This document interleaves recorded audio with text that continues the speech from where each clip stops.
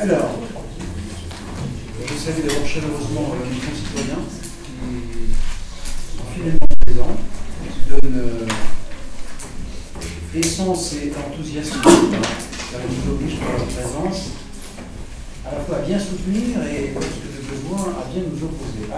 Mais je vous remercie. Je propose que nous ajoutions un point à l'ordre du jour, c'est le point 14, sur la création de la commission consultative vie associative à la demande de notre ami Jean-François Chalot. Je remercie les conseils municipaux, ça arrive de temps à autre. Ce n'est pas un sujet qui risque de cristalliser. Je commence par lire les procurations qui m'ont été confiées et en m'excusant à la qui est sur la route. Voilà, Marie-Christophe sera vraiment le docteur et prenne son temps. Donc, M. Pissidour donne pouvoir à M. Robert, Mme Baranès donne pouvoir à M. Pratola, M. Masson donne pouvoir à Mme Rouchon, M. Tafoureau donne pouvoir à M. Magnassari et Mme Moreau, qui peut-être nous rejoindra elle aussi sur la route, donne pour l'instant pouvoir à Mme Féleka. Charlène n'est pas là. Elle n'est pas là. Donc je la mets en suspens parce qu'on ne peut pas modifier pour l'heure. Une petite coordination, il n'y a pas de sujet. Et enfin, Chantal Baudet donne pouvoir à Mme Vétins. Et pardon, oui, on s'est croisés puisque Charlène ne sera pas là, puisqu'elle donne le pouvoir à Mme Ribeiro. Voilà. Donc, il m'appartient de vous proposer de désigner un secrétaire de séance. Je propose que M. Vallier, si vous êtes d'accord, assure la police des bons votes. Il veillera à vérifier sur chacune de nos délibérations. Il y a bien noté pour le troisième avec ce matin.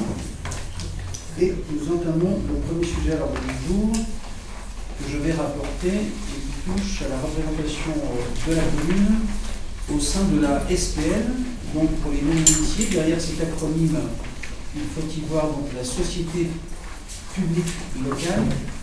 Nous avions déjà eu l'occasion d'en parler dans cette enceinte. Elle a été créée, je crois, il y a 2 ans, je m'adresse à Anselme. La ville de Beaupénil, à l'instar, je crois, de pratiquement toutes les communes, sauf l'Amarylisme, qui devrait la rejoindre pour cause, sont actionnaires de cette SPL. La ville de Beaupénil est à hauteur de 500 € représentatifs de 10 actions souscrites. Et cette société publique, en fait, c'est un peu comme les anciennes sociétés d'économie locale, a vocation à accompagner les collectivités locales dans des projets d'aménagement. Donc elle n'est pas soumise aux mêmes règles de mise en concurrence et surtout les honoraires qu'elle facture sont bien moindres que dans le secteur privé. Il nous appartient, voilà Madame Moreau, j'ai comme ça réussi mon effet de manche en vous disant que vous serez tardé, autant qu'on puisse être planté, parce que voilà.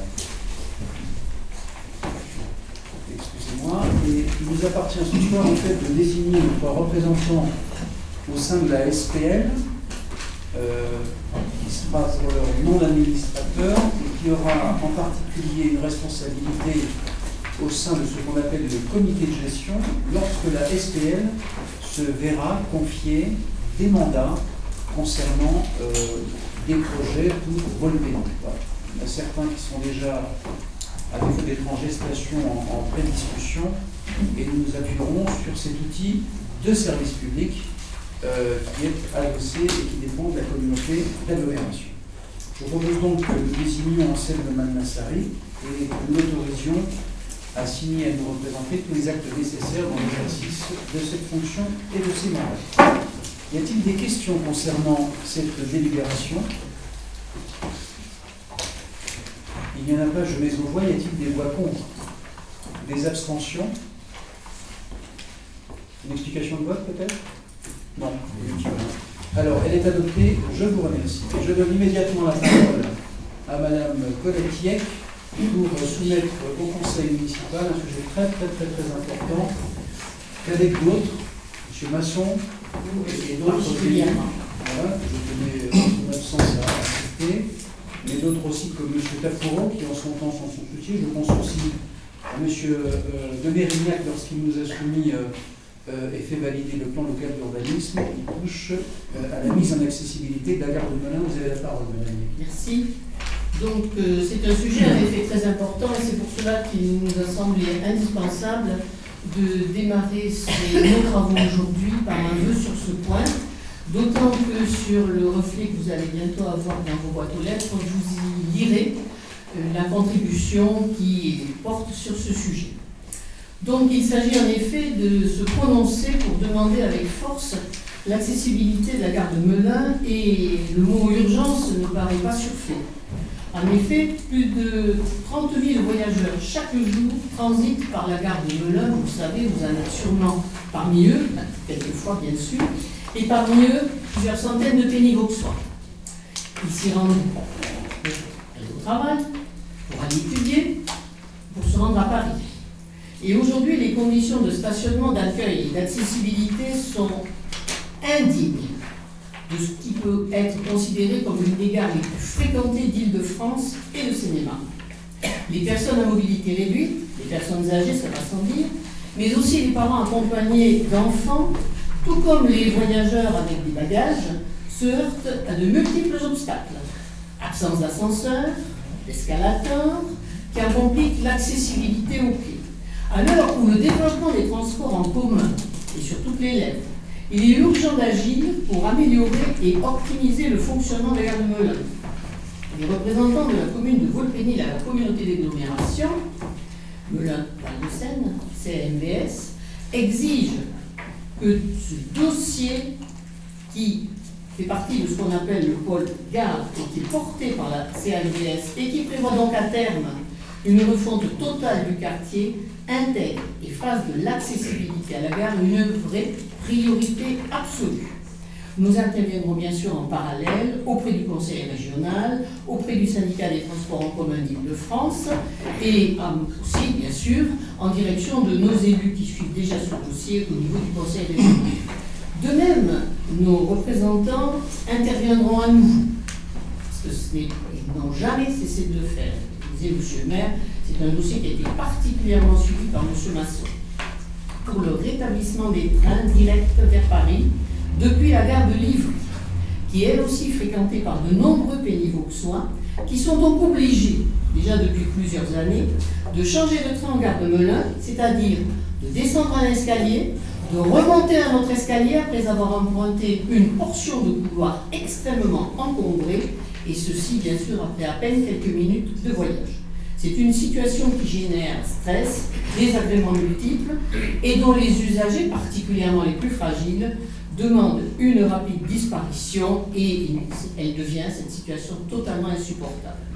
C'est donc pour cela que je vous propose de mettre en voie ce vœu, en considérant que, vu le Code général des collectivités territoriales, considérant le projet d'ensemble sur le pôle gare de Melun, considérant l'importance de renforcer à court et à moyen terme l'attractivité de la gare de Melun, considérant que la rénovation de la gare, qui a amélioré fortement son fonctionnement, n'a pas intégré les mises aux normes nécessaires en matière d'accessibilité, considérant que cette situation constitue un handicap majeur et choquant, donc je demande à M. le maire de proposer le texte aux voix. Alors j'ajouterai petit détail, bien entendu, que le fait de la séparation entre le réseau ferré de France et la SNCF, qui a été imposée par la directive européenne 91/440, n'a pas facilité la solution que nous aurions espéré plus tôt. Merci Madame Miec pour le ton incisif et la qualité du fond. Je rappelle ici que c'est un engagement que nous avons pris dans les pénivauxois, nous, groupe majoritaire, et que donc il nous reste quelques années pour le voir aboutir. Donc c'est un peu symbolique quand on a eu le mandat de vous présenter ici.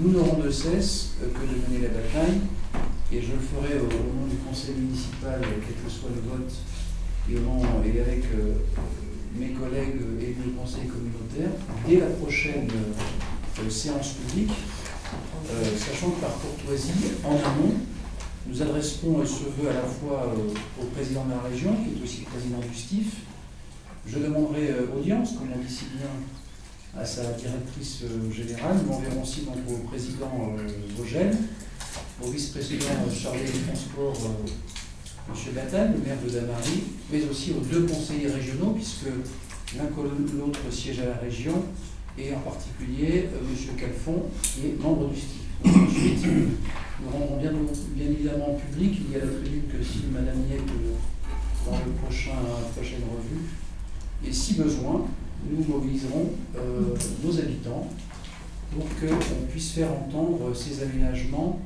Et je rejoins les propos de Mme Niette, qui en 2014 sont indignes. Nous sommes nombreux ici à emprunter cette gare, à emprunter le train, et heureusement qu'il y a un peu de civisme pour aider, mais quelquefois, lorsque le temps est court, il y a des personnes qui ne peuvent pas accéder au train. Et ça, il faut vraiment que nous nous en préoccupions, que nous soyons en la matière un peu fer de lance, voilà, et de se demander pourquoi, et nous et d'autres, nous l'avons fait plus tôt, mais il n'est jamais trop tard pour mener une bataille de cette importance. Y a-t-il des questions, des commentaires concernant cette délibération? M. Pratola, vous avez la parole.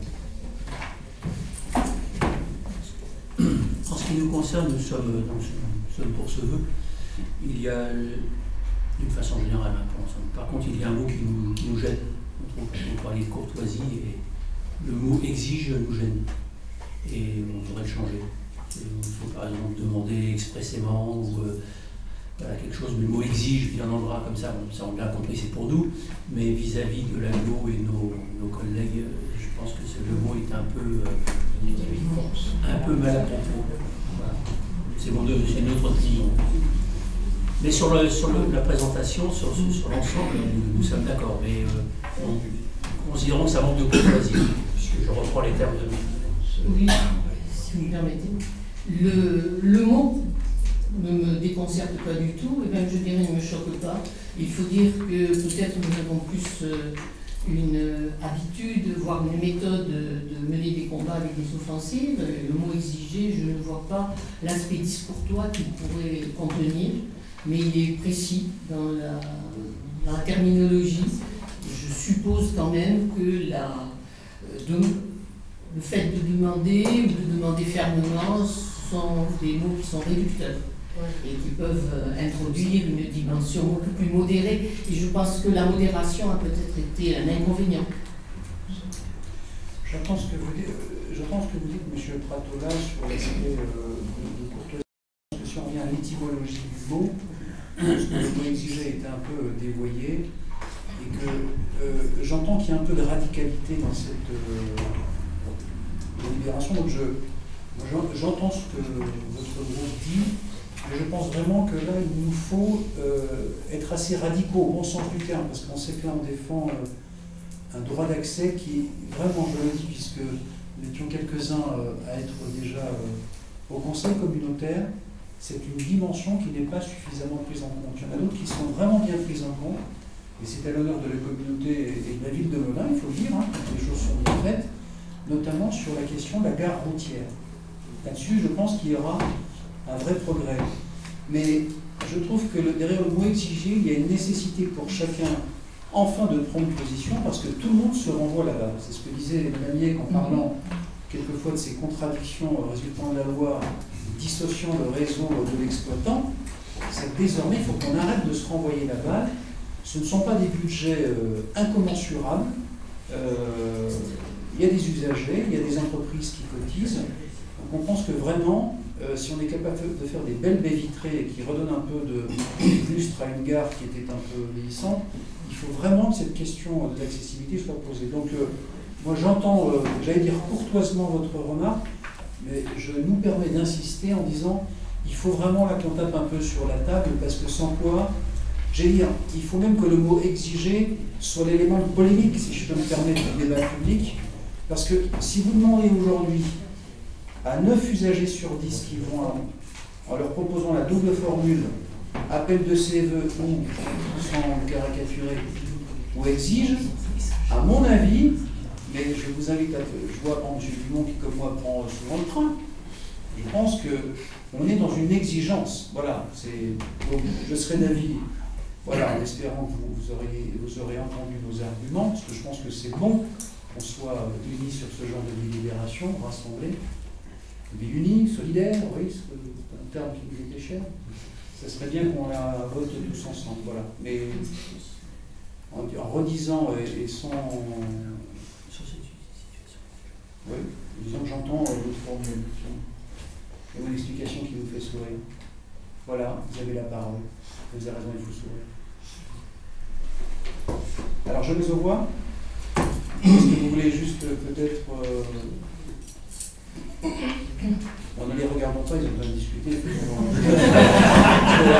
On leur empêche l'intimité quand même d'une discussion politique.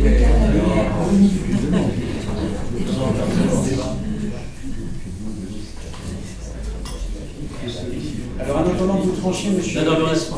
Comment? Nous avons tranché. Très bien. Et monsieur Esprit demandait la parole, mais je mettrai le vote, je vous en remercie. Au niveau sémantique, pour moi, le mot exiger est vraiment fondé aujourd'hui. Je prends le train, effectivement, et quand je vois une maman avec sa poussette qui ne peut pas grimper son truc et le flot de passagers, elle est toute seule en bas, le train part. Je trouve que là, au jour d'aujourd'hui, dans un cadre politique général, je dirais même hexagonal, les gens veulent des actes. Et je pense qu'en disant nous exigeons, nous nous positionnons d'une façon forte, ferme, claire, et ça dénote vraiment ce qu'on veut pour nos usagers. Et pour moi, il ne me choque pas du tout, il est vraiment à la hauteur de ce que nous souhaitons pour les gens qui prennent le train. Voilà, c'est tout ce que je voulais dire. En revanche, j'ai une question que je me pose, là, parce qu'à la faveur de ce débat, c'est si sur l'alerte adressée à la CAMS, elle ne devrait pas être élargie à la région et à la ville, parce que quand même il s'agit, on est sur le territoire de la ville de Melun, donc la courtoisie commande aussi qu'on alerte le gaz de Melun. Je vous propose un amendement donc, sur l'exige. La motion nocturne vous suggère, vous allez nous dire quelle est votre position, mais que nous rajoutions alerte la CAMS, la région, le STIF et la ville de Melun, pour être complètement exhaustif. Et ensuite, dans un deuxième temps, bien évidemment, nous saisirons la SNCF en sa qualité d'exploitant du site. Alors, vous avez tranché, donc je mets au voie, y a-t-il des voix contre, des abstentions, à l'unanimité, et cette exigence vous honore. Alors, je passe maintenant la parole à M.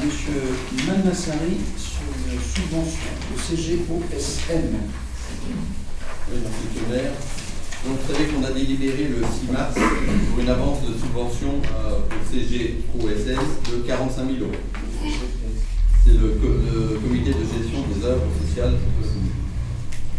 Et on a délibéré le 24 avril sur les subventions en général, sur toutes les subventions, en attribuant uniquement le solde de la subvention, alors qu'il convenait de définir le montant exact de la subvention. Donc, au lieu de... au moment de la subvention, on a mis 49 440, qui était donc le solde, au lieu de mettre 94 440. Donc cette délibération a pour but d'annuler en partie la délib du 24 avril sur la ligne CGOSM et de rectifier pour accorder une subvention totale de 94 440 €. Est-ce que tout le monde a compris? En gros, on avait versé une avance, maintenant on affiche le vrai montant de la subvention annuelle. Voilà, c'est le contrôle de l'égalité, c'est la transparence normale pour chaque euro engagé au nom de la commune. Y a-t-il des questions concernant le CGOSM? Quelqu'un jour va qu'on trouve un autre nom. Un peu compliqué. Simple, peut-être. Il n'y a pas de questions. Je mets au voie, y a-t-il des voix contre, des abstentions? À l'unanimité, je vous remercie pour nos collaborateurs. Je passe la parole à M. Reyes sur une approbation d'une servitude sur un terrain communal au tertre de Chorizy. M. Reyes, vous avez la parole. Merci. Donc, il s'agit d'approuver une servitude sur un terrain communal. Ce terrain se trouve au tertre de Chorizy, derrière le pôle logistique. On ne voit pas de la 105 ou 605, je ne sais plus comment ça s'appelle. Par contre, les promeneurs l'empruntent, il paraît qu'il y a un très beau chemin. Moi, je ne l'ai pas fait. Monsieur le comte est amoureux de ça. Vous avez le dessin. Oui. Pourquoi est-ce que À côté du SMITOM, hein, pour ceux qui veulent repérer, c'est entre le pôle logistique et il y a la déchetterie et l'usine. Voilà. Mais il y a un petit chemin le long de la clôture qui permet de promener, de monter sur la butte et par ici on voit Volvicone, le château. On voit aussi la chèvrerie. C'est pas ça l'objet de la servitude. Donc, Madame la préfète avait, au courant 2013, voulu étendre la possibilité, la gamme des produits que l'on pouvait traiter, stocker sur le. Enfin, si je peux me permettre, nous avions souhaité, et Madame la préfète a suivi notre... Par arrêté, voilà, c'est elle, voilà, c'est suivant le souhait de la commune, la préfète a arrêté, donc, et pour que ce soit possible, alors je vous rassure, c'est pas du Céveso, hein, je me suis fait un peu expliquer, tout le monde connaît, par exemple, la dangerosité d'un téléphone portable, ça explose. Alors, voilà, pour stocker ça, vous avez aussi des produits ménagers, pour ceux qui les utilisent, il y a de la javel, des choses comme ça, du papier. Donc il fallait étendre la zone de sécurité. Et donc la commune a proposé donc, de mettre une servitude sur ces deux bandes. Vous les avez dans vous avez un petit dessin, hein. C'est la bleue et la rouge. Hein. Et donc cette servitude, lorsqu'il y aura un incident, les pompiers, par exemple, peuvent fermer l'accès et réserver uniquement pour les secours, et puis le libérer lorsque ce sera nécessaire. Hein. Donc, ça peut très bien ne jamais servir, mais elle existera. C'est une servitude donc, qui traitera sur les parcelles 103 et 107, enfin une partie. Hein. La zone qui est actuellement par le plus classée boisée. Bon, il n'y a pas beaucoup d'arbres, mais c'est des petits arbustes, elle est classée boisée. Donc ce sera quand même une zone qui sera non édificandine, hein. Absolument pas de construction. La servitude sera sur 99 ans. Alors, je serai encore là, voilà, je pense. Et ça rapportera à la commune la somme qui sera acquise définitivement une fois pour toutes de 5 000 €. Si l'activité du pôle logistique changeait, la servitude tombe de fait. Voilà, je crois que j'ai à peu près dit tout ce que... Les 5 000 € ne sont pas sur la délit, par contre. Ils sont... Celle que j'ai, moi je l'ai. Si, pas la bonne. Pour avoir relu mon dossier, il est dans le point 4. Il est en fait dans la note, dans l'annexe sur la note descriptive constituée. Ah oui, ça oui, c'est pas marré. Voilà. Parce que moi j'ai même une vieille note, j'ai même une vieille rapport de présentation qui n'a même pas les 5 000 €. Oui, j'en ai profité en votre absence pour la modifier un peu, M. Reyes, c'est pour ça. Dès qu'il y a un peu d'argent, je prends la plume. Voilà. Voilà. Y a-t-il des questions concernant cette proposition de délibération? Voilà. Il n'y en a pas, peut-être juste dire un mot, puisque ça peut paraître une arlésienne que ce centre de logistique, on en parle souvent ici en conseil municipal, hein, je rappelle que nous parlons de 70 000 m² qui sont très peu utilisés depuis quelques années, qui sont détenus par le groupe Constructa, avec qui nous avons avec Mme Aberkan-Joulani des réunions assez régulières. Des discussions sont toujours à l'œuvre. Souvenez-vous, on l'avait évoqué ici, nous avions été en finale, si je peux dire nous, parce que c'était notre commune, mais c'était d'abord un rapport de business to business, comme on dit si bien, en vue de l'implantation du groupe Amazon, qui a préféré au final s'implanter en Bourgogne et en Saône-et-Loire. Ça aide quand on est ministre, ça va vous faire réfléchir, parce que ça va certainement accélérer les choses. Voilà, c'est mal engagé pour l'avenir. Et plus sérieusement, donc, le groupe Constructa, et c'est pour cela aussi que nous avions délibéré pour étendre le périmètre des produits, est en discussion avec un certain nombre de groupes, français au premier chef, sur l'accueil éventuel d'activités type de e-commerce. Vous savez que c'est la grande tendance d'évolution des modes de consommation et des modes d'achat. Donc tout ceci est encore en discussion, il y a des visites techniques sur le site. Pour ceux qui quelquefois passent en voiture, vous avez certainement constaté qu'il y a des travaux.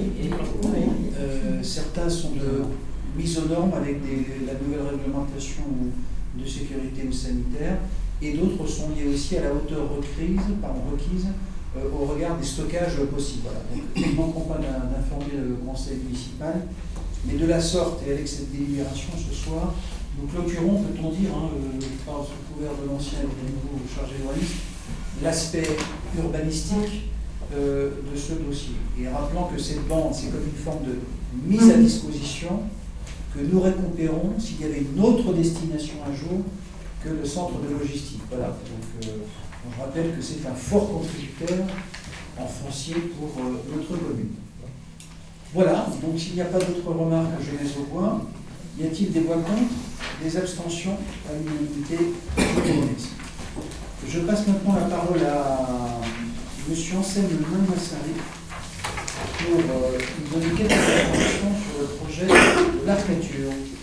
Oui, il s'agit d'une autorisation civile de marché. Vous savez qu'on a fait un marché à procédure adaptée et la commission achat qui s'est réunie le 16 mai 2014 a choisi les offres suivantes. Pour les lots 1, qui concerne la démolition et les gros œuvres, la société SME Construction pour 90 000 € hors taxes. Le lot 2, qui est la charpente, bois et couverture pour 73 000 € hors taxes, toujours la société SME Construction. Le lot numéro 3, la menuiserie extérieure serrurerie pour 85 000 € hors taxes, toujours à la société SME Construction. Et le lot numéro 4, qui est l'agencement, 223 000 € hors taxes, toujours à la société SME Construction. Donc il y a eu les 4 premiers lots. Le lot numéro 5 qui concerne les sols souples, peinture et faïence, à la société AEC La Rochette, son siège est à La Rochette, pour un montant de 58 500 €. Pour le lot numéro 6 qui concerne la menuiserie intérieure, le mobilier, à la société Les Charpentiers de Paris, qui sont pour 99 000 € hors taxes, qui sont à Bagneux, en 92. Pour le lot numéro 7, tout ce qui est fourniture de mobilier, à la société Dubiche Mobilier, pour un montant de 106 333 €. C'est des sociétés qui sont en Alsace, à Sochem. Pour le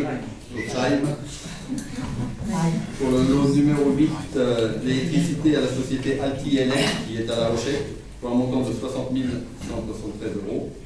Et pour le lot numéro 9, la plomberie, le chauffage, à la société Semcra, qui est de Vaudeville, pour un montant de 25 929 €. Ce qui fait un montant total TTC de 985 121 €. Donc il vous est demandé à autoriser M. le maire à signer les actes d'engagement.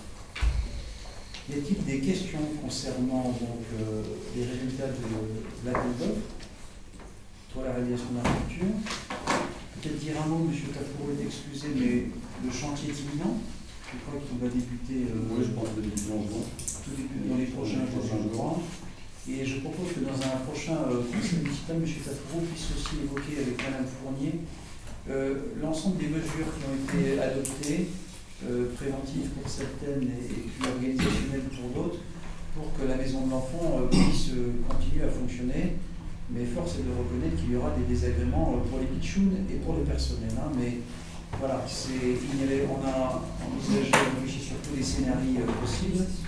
Et la conclusion, c'est qu'il fallait les habitudes et le confort, même un tout petit peu dégradé des lieux, sachant qu'ils veilleront, en tout cas les entreprises, ça sera suivi de près, à ce que ce qui est le plus bruyant intervienne à des moments qui perturbent bien évidemment le moins les enfants. Hein. Voilà, donc ça y est, on peut le dire, l'architecture, par Nicolet, c'est parti. Ah oui, parlez-nous des subventions, parce qu'on a beaucoup dépensé. Comme je le dis souvent, la part de la commune est minorée par rapport aux subventions que nous avons recherchées activement et trouvées. À ce jour, nous avons eu donc de la DRAC, la Direction Régionale d'Affaires Culturelles, 255 000 €, de la région 188 000 €. Et nous sommes toujours en attente de subventions du Conseil Général et de la communauté d'agglomération. Conseil Général, le principe est acté aujourd'hui, c'est juste une négociation portant sur le taux, selon la nature des travaux, et sur la communauté. Je n'ai pas de raison de croire qu'on remettra en cause les fonds de concours. J'en ai parlé déjà avec le président et l'ensemble des maires, mais comme nous avions fait valoir, si vous m'autorisez l'expression, notre droit de tirage pour 2014, il sera rouvert avec la nouvelle Assemblée en 2015, et nous apprécierons une autre délibération ensuite, mais nous n'avons pas parlé encore en majorité municipale sur quel type de dossier nous solliciterons la communauté d'agglomération. Alors, s'il n'y a pas de remarques que je mets aux voix, y a-t-il des voix contre, des abstentions? à l'unanimité. Merci pour l'arcature et ceux qui la fréquenteront. Toujours M. Malmassari, qui est en grande dépense ce soir et qui va nous parler un peu de Yin et de Yang et de Zen. Non, Absolument, c'est une demande. Non, justement, c'est une demande de subvention, on ne va pas dépenser, on va aller chercher les sous. Donc vous savez qu'actuellement, on a un projet de construction d'une salle d'arts martiaux et disciplines associées, qu'on appelle un dojo. Vous savez que nous avons aujourd'hui un dojo existant au gymnase d'Alumec qui est vieillissant et saturé en termes de fréquentation. Donc la construction d'une nouvelle salle homologuée avec les règles de la Fédération française de judo serait bien de. Donc ça serait un nouveau bâtiment sur un simple rez-de-chaussée. Son accès et l'ensemble du programme seront de plein pied. Donc c'est effectivement une salle qui s'amènera aussi à d'autres activités nécessaires sur la commune et on pense particulièrement au rythme scolaire. Donc compte tenu de l'important investissement que représente la construction d'un tel équipement, la ville souhaite connaître des éventuelles aides financières que l'on peut obtenir à travers les collectivités. Donc c'est pour ça qu'on va solliciter une subvention au taux maximum auprès du département, de la région de l'Île-de-France, du CNDS, qui est la commission des sports, et tout autre organisme susceptible de financer la réalisation du projet qui aujourd'hui est estimé à 700 000 € hors taxe. Donc évidemment, à travers ça, on s'engage à inscrire au budget de la collectivité le concours financier qui restera à sa charge et à réaliser des travaux dans un délai de 3 ans. Et pas commencer les travaux avant d'avoir reçu des notifications. Voilà, donc il vous est demandé mon vote là-dessus, ou c'est une intervention. Alors moi j'aime bien. Voilà. Merci M. Malmassari, c'est un peu le porte-voix d'Olivier Jacob. Merci Olivier sur la manière dont il instruit ce dossier. Il avait été initié avec Alain Magnifico dans sa réflexion et c'est aujourd'hui Olivier qui le pilote avec Stéphane Ballier, son bras droit, si je peux me permettre ainsi, puisqu'ils ont déjà fait évoluer et bouger les lignes en améliorant ce que j'avais imaginé, comme quoi il ne faut jamais confier le soin de penser à un établissement sportif. Aujourd'hui, on prend date. Hein, je le dis ici en toute transparence. Nous ne ferons pas si nous n'obtenons pas un taux de subventionnement suffisant. Hein, il faut être, les temps sont difficiles, les temps sont durs, mais pourquoi faut-il aller vite dans la demande? Il ne va pas échapper à l'initiative du gouvernement. Il y a en projet une réforme de l'organisation territoriale et des collectivités locales. Qu'en sortira-t-il? Nul ne le sait. Je sais qu'il y a un premier texte nous devrions obtenir qui est en discussion au Sénat, en tout cas une rédaction avant qu'il ne soit soumise au Conseil des ministres et ensuite au Conseil d'État qui est en projet de rédaction. Et si on veut solliciter aujourd'hui le département, c'est qu'il y a une des hypothèques pour ceux qui s'intéressent à ces questions, c'est qu'on puisse retirer ce qu'on appelle, c'est un peu technique, ce qu'on appelle la clause générale de compétence. Ça veut dire quoi? C'est que des collectivités comme la région, le département peuvent, même si ce ne sont pas leurs compétences encadrées par la loi, aider, subventionner, concourir, comme on dit, à des projets portés par d'autres collectivités.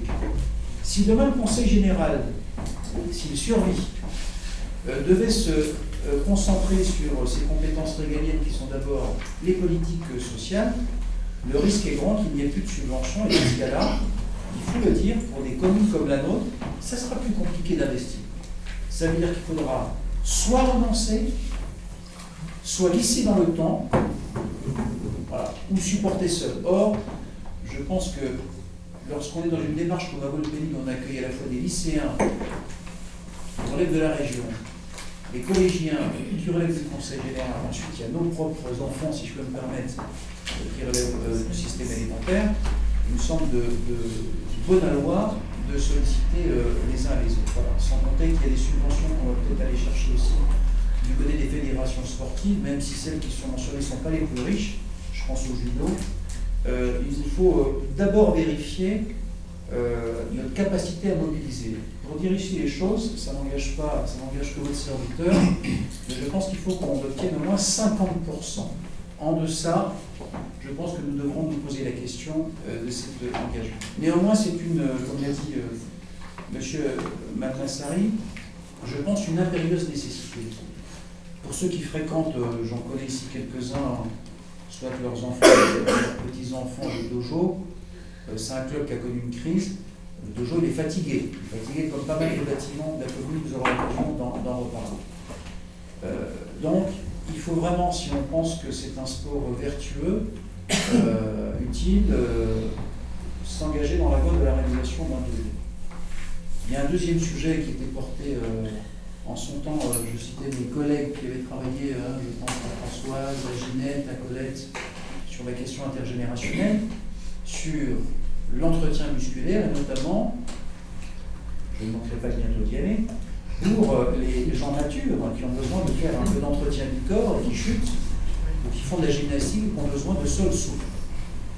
Je pense par ailleurs, ce qu'évoquait M. Malmassari sur la réforme du rythme scolaire, sur l'éveil musculaire, un tel dojo permettrait, puisqu'il serait un peu plus grand et plus accueillant, de recevoir les enfants lorsque nous hériterons des groupes au titre des rythmes scolaires.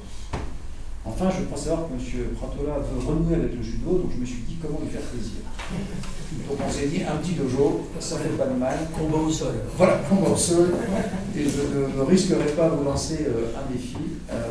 En tout cas, voilà l'état d'esprit dans lequel nous sommes et le sens de cette délibération et de m'autoriser à pouvoir solliciter ces subventions. Y a-t-il des remarques ou des questions? Monsieur Ray, je vais d'abord donner la parole. Excusez-moi. C'est normal, je faisais les mêmes erreurs au début. Monsieur Robert, vous avez la parole. Juste une petite chose, je pense qu'on a oublié de mettre aussi lycée à la suite du collège. Absolument. Absolument, monsieur Robert. Vous l'avez remarqué, et je vais redonner là votre œil averti. Et nous le corrigerons en effet, oui, sur la fin de la libération, il s'agit de dire qu'il profiterait aux lycéens, puisque nous avons sollicité la remise. Voilà. C'est à cause de M. Jacob qui l'avait rédigé, qui l'avait oublié. Voilà. Non, quand ça va bien, c'est moi. Il y a la brosse. Quand c'est moyen, c'est M. Jacob, et quand ça va pas, c'est vraiment nos amis de l'opposition. C'est de bonne guerre. Tout ça de manière très fraternelle. Je mets aux voix cette délibération. Y a-t-il des voix contre? Des abstentions? À l'unanimité. Merci pour les remarques. Maintenant, un sujet très important, à l'initiative de notre ami Didier Rivière, qui nous propose une convention à signer avec le SMITOM concernant la collecte des D3E. Il va nous expliquer à ne pas confondre avec R2D2, c'est possible. Et à toi la parole, mon cher Didier, pour nous expliquer ce que sont ces trois D3E. D3E, ouais. D3E, ça veut dire équipement électrique, électronique. Donc ce sont les déchets d'équipements électriques et électroniques. Donc le SMITOM nous propose de créer un point de collecte sur les services techniques à Volpelli. Il les enlèverait et les traiterait gratuitement. Donc c'est très intéressant pour la commune, puisque ça, on ne retrouverait plus ces déchets sur les trottoirs. C'est déjà une chose. Ensuite, ça rentre complètement dans une démarche de développement durable, puisque ce sont des déchets qui peuvent être dangereux. Ils doivent être impérativement dépollués avant tout traitement. Donc c'est intéressant de ce point de vue-là. Si vous permettez de prendre un micro, monsieur Orniard, parce que vous savez que vous êtes enregistré pour TF1, donc ça serait bien. Donc c'est le fait que ça facilite de se débarrasser de ces équipements, polluants. Ça évite déjà ça fait moins de transport pour les emmener, plutôt que de les emmener à la déchetterie, on les emmènera au service technique dans un premier temps. C'est intéressant parce que c'est gratuit et puis que ça rentre vraiment dans une démarche de développement durable. Après avoir délibéré, on autorise M. le maire à signer la convention avec le SMITOM. Sachant que dès que c'est signé, on pourra commencer à déposer les encombrants au service technique. Absolument. Merci pour cette proposition, M. Rivière. Y a-t-il des questions concernant ce projet de convention? Première pierre. Madame Aberkan, vous avez la parole. Oui, j'aimerais savoir si ces déchets d'équipements électriques et électroniques qui seront récupérés normalement au service technique, est-ce qu'ils doivent être dimensionnés, c'est-à-dire est-ce qu'on a des règles à respecter? Non, si vous voulez, les déchets d'équipements électriques et électroniques, c'est le gros, les petits appareils ménagers. Alors ça peut être un lave-linge, comme un frigo, comme une télé, un ordi, des ampoules, des néons, basse conso. tous petits. Il n'y a pas de dimension minimum, tout ça. C'est vraiment l'équipement. Ni maximum, donc. Ouais, ni maximum. Y a-t-il d'autres... pas de voiture électrique. Tout ce qui est matos électrique et automobile, ce n'est pas pris. C'est exclusivement le matos. Électroménager. Ouais, l'électroménager, ça s'étend par exemple aux batteries, les piles, les batteries. Hein. Monsieur Reyes. C'était juste pour dire que, en plus de. Bon, Alors prenez vos micros si vous voulez. Pensez à. Ah non, pas ça après. Prenez dans la caméra. Si c'était fin, je ne parle pas. Allez, on va donc, pour dire que de point de vue environnement, c'est déjà très bien, quelque chose comme ça, mais il faut savoir que c'est des opérations qui rapportent pas mal d'argent, parce qu'on récupère énormément de produits de base, notamment, on parlait tout à l'heure, tu parlais des téléphones, des produits électroniques, il y a beaucoup d'or. Et au prix de l'or, on sait que du cuivre et des choses comme ça, et ça rapporte énormément d'argent. Les entreprises qui récupèrent sont des entreprises qui fonctionnent très bien. Et si vous regardiez, comment ça s'appelle, la 2, la deuxième chaîne, moi je suis vieux, comme on dit, au lieu de regarder TF1, donc, ils avaient fait un reportage la semaine dernière dans Envoyé spécial où ils présentaient une entreprise qui vraiment, je ne vais pas employer le terme, ah non, je peux vous dire. Ouais. Et je n'ai pas compris, vous parlez de quoi en dehors L'échec. Bien, ben, je pense que M. Reyes là nous aura convaincu de la valeur. Non, mais on peut faire des économies sur les livres. Oui. Les déchets industriels, on va récupérer un peu d'argent. Absolument. Puisque, M. Didier, je crois qu'on est d'abord dans une phase expérimentale. Hein, c'est une convention. Non, dès que c'est signé, on pourra entreposer les déchets au service technique. Par contre, en projet, j'étais l'autre jour avec un Soudan, de prendre ces déchets éventuellement pour. Il y a des personnes âgées qui ne peuvent pas manipuler un frigo ou une cuisinière. Il y a un projet sur un secteur pavillonnaire de Volcanie où ils viendraient chercher à domicile ces matériaux. C'est en cela où je vois là. Alors, il y aurait un numéro de téléphone vert. On ne faudra pas abuser, hein, parce qu'au-delà de 2 ou 3 ramassages, ça sera peut-être payant, mais disons que ça peut être intéressant pour certaines compagnies pénivauxois qui ne peuvent pas se trimballer un frigo, qui n'ont pas de véhicule, qui n'ont pas de moyens de manipulation. Ça, c'est en projet suivant. Oui, c'est pour ça que je parlais de cette phase d'expérimentation avant généralisation, parce qu'il y aura une zone test à Volpénie, qui permettra de savoir un peu ce que sont les réflexes, la nature des produits, le mode de transport et de stockage, qui nous permettront peut-être ensuite de le généraliser, à l'échelle de la commune, voire ensuite de la communauté, de l'ensemble du périmètre du Sputum, parce que je rappelle que le Sputum va bien au-delà de seulement la communauté d'agglomération, puisqu'il va jusqu'au pays de Fontainebleau, et il intègre le SAM de Sénart, mais aussi jusqu'à Pringy. Bref, c'est un spectre assez large sur le plan territorial. Hein. Et je rappelle que ensuite le Sputum lui-même tire les recettes de la vente et du traitement, et que l'enjeu derrière tout ça, car vous savez que c'est une bataille très pénibauçoise, chaque fois qu'il y a davantage de recettes et moins de dépenses, ça pèse moins sur le budget de la communauté, et on peut mener des batailles sur la fiscalité. Voilà. Jamais de choses gratuites, donc c'est un double effet positif pour l'environnement, mais aussi, je dirais, pour les finances publiques, et enfin sur le pouvoir d'achat des usagers. Y a-t-il d'autres questions? Monsieur Devernier, vous avez la parole. Je voulais savoir si ça concernait les batteries et piles, parce que ce sont des produits qui sont fonctionnants avec batterie et piles, mais je sais que je suis allé une fois à la déchetterie, là, donc ils m'ont refusé les piles et les ampoules. Ce sont des déchets particuliers.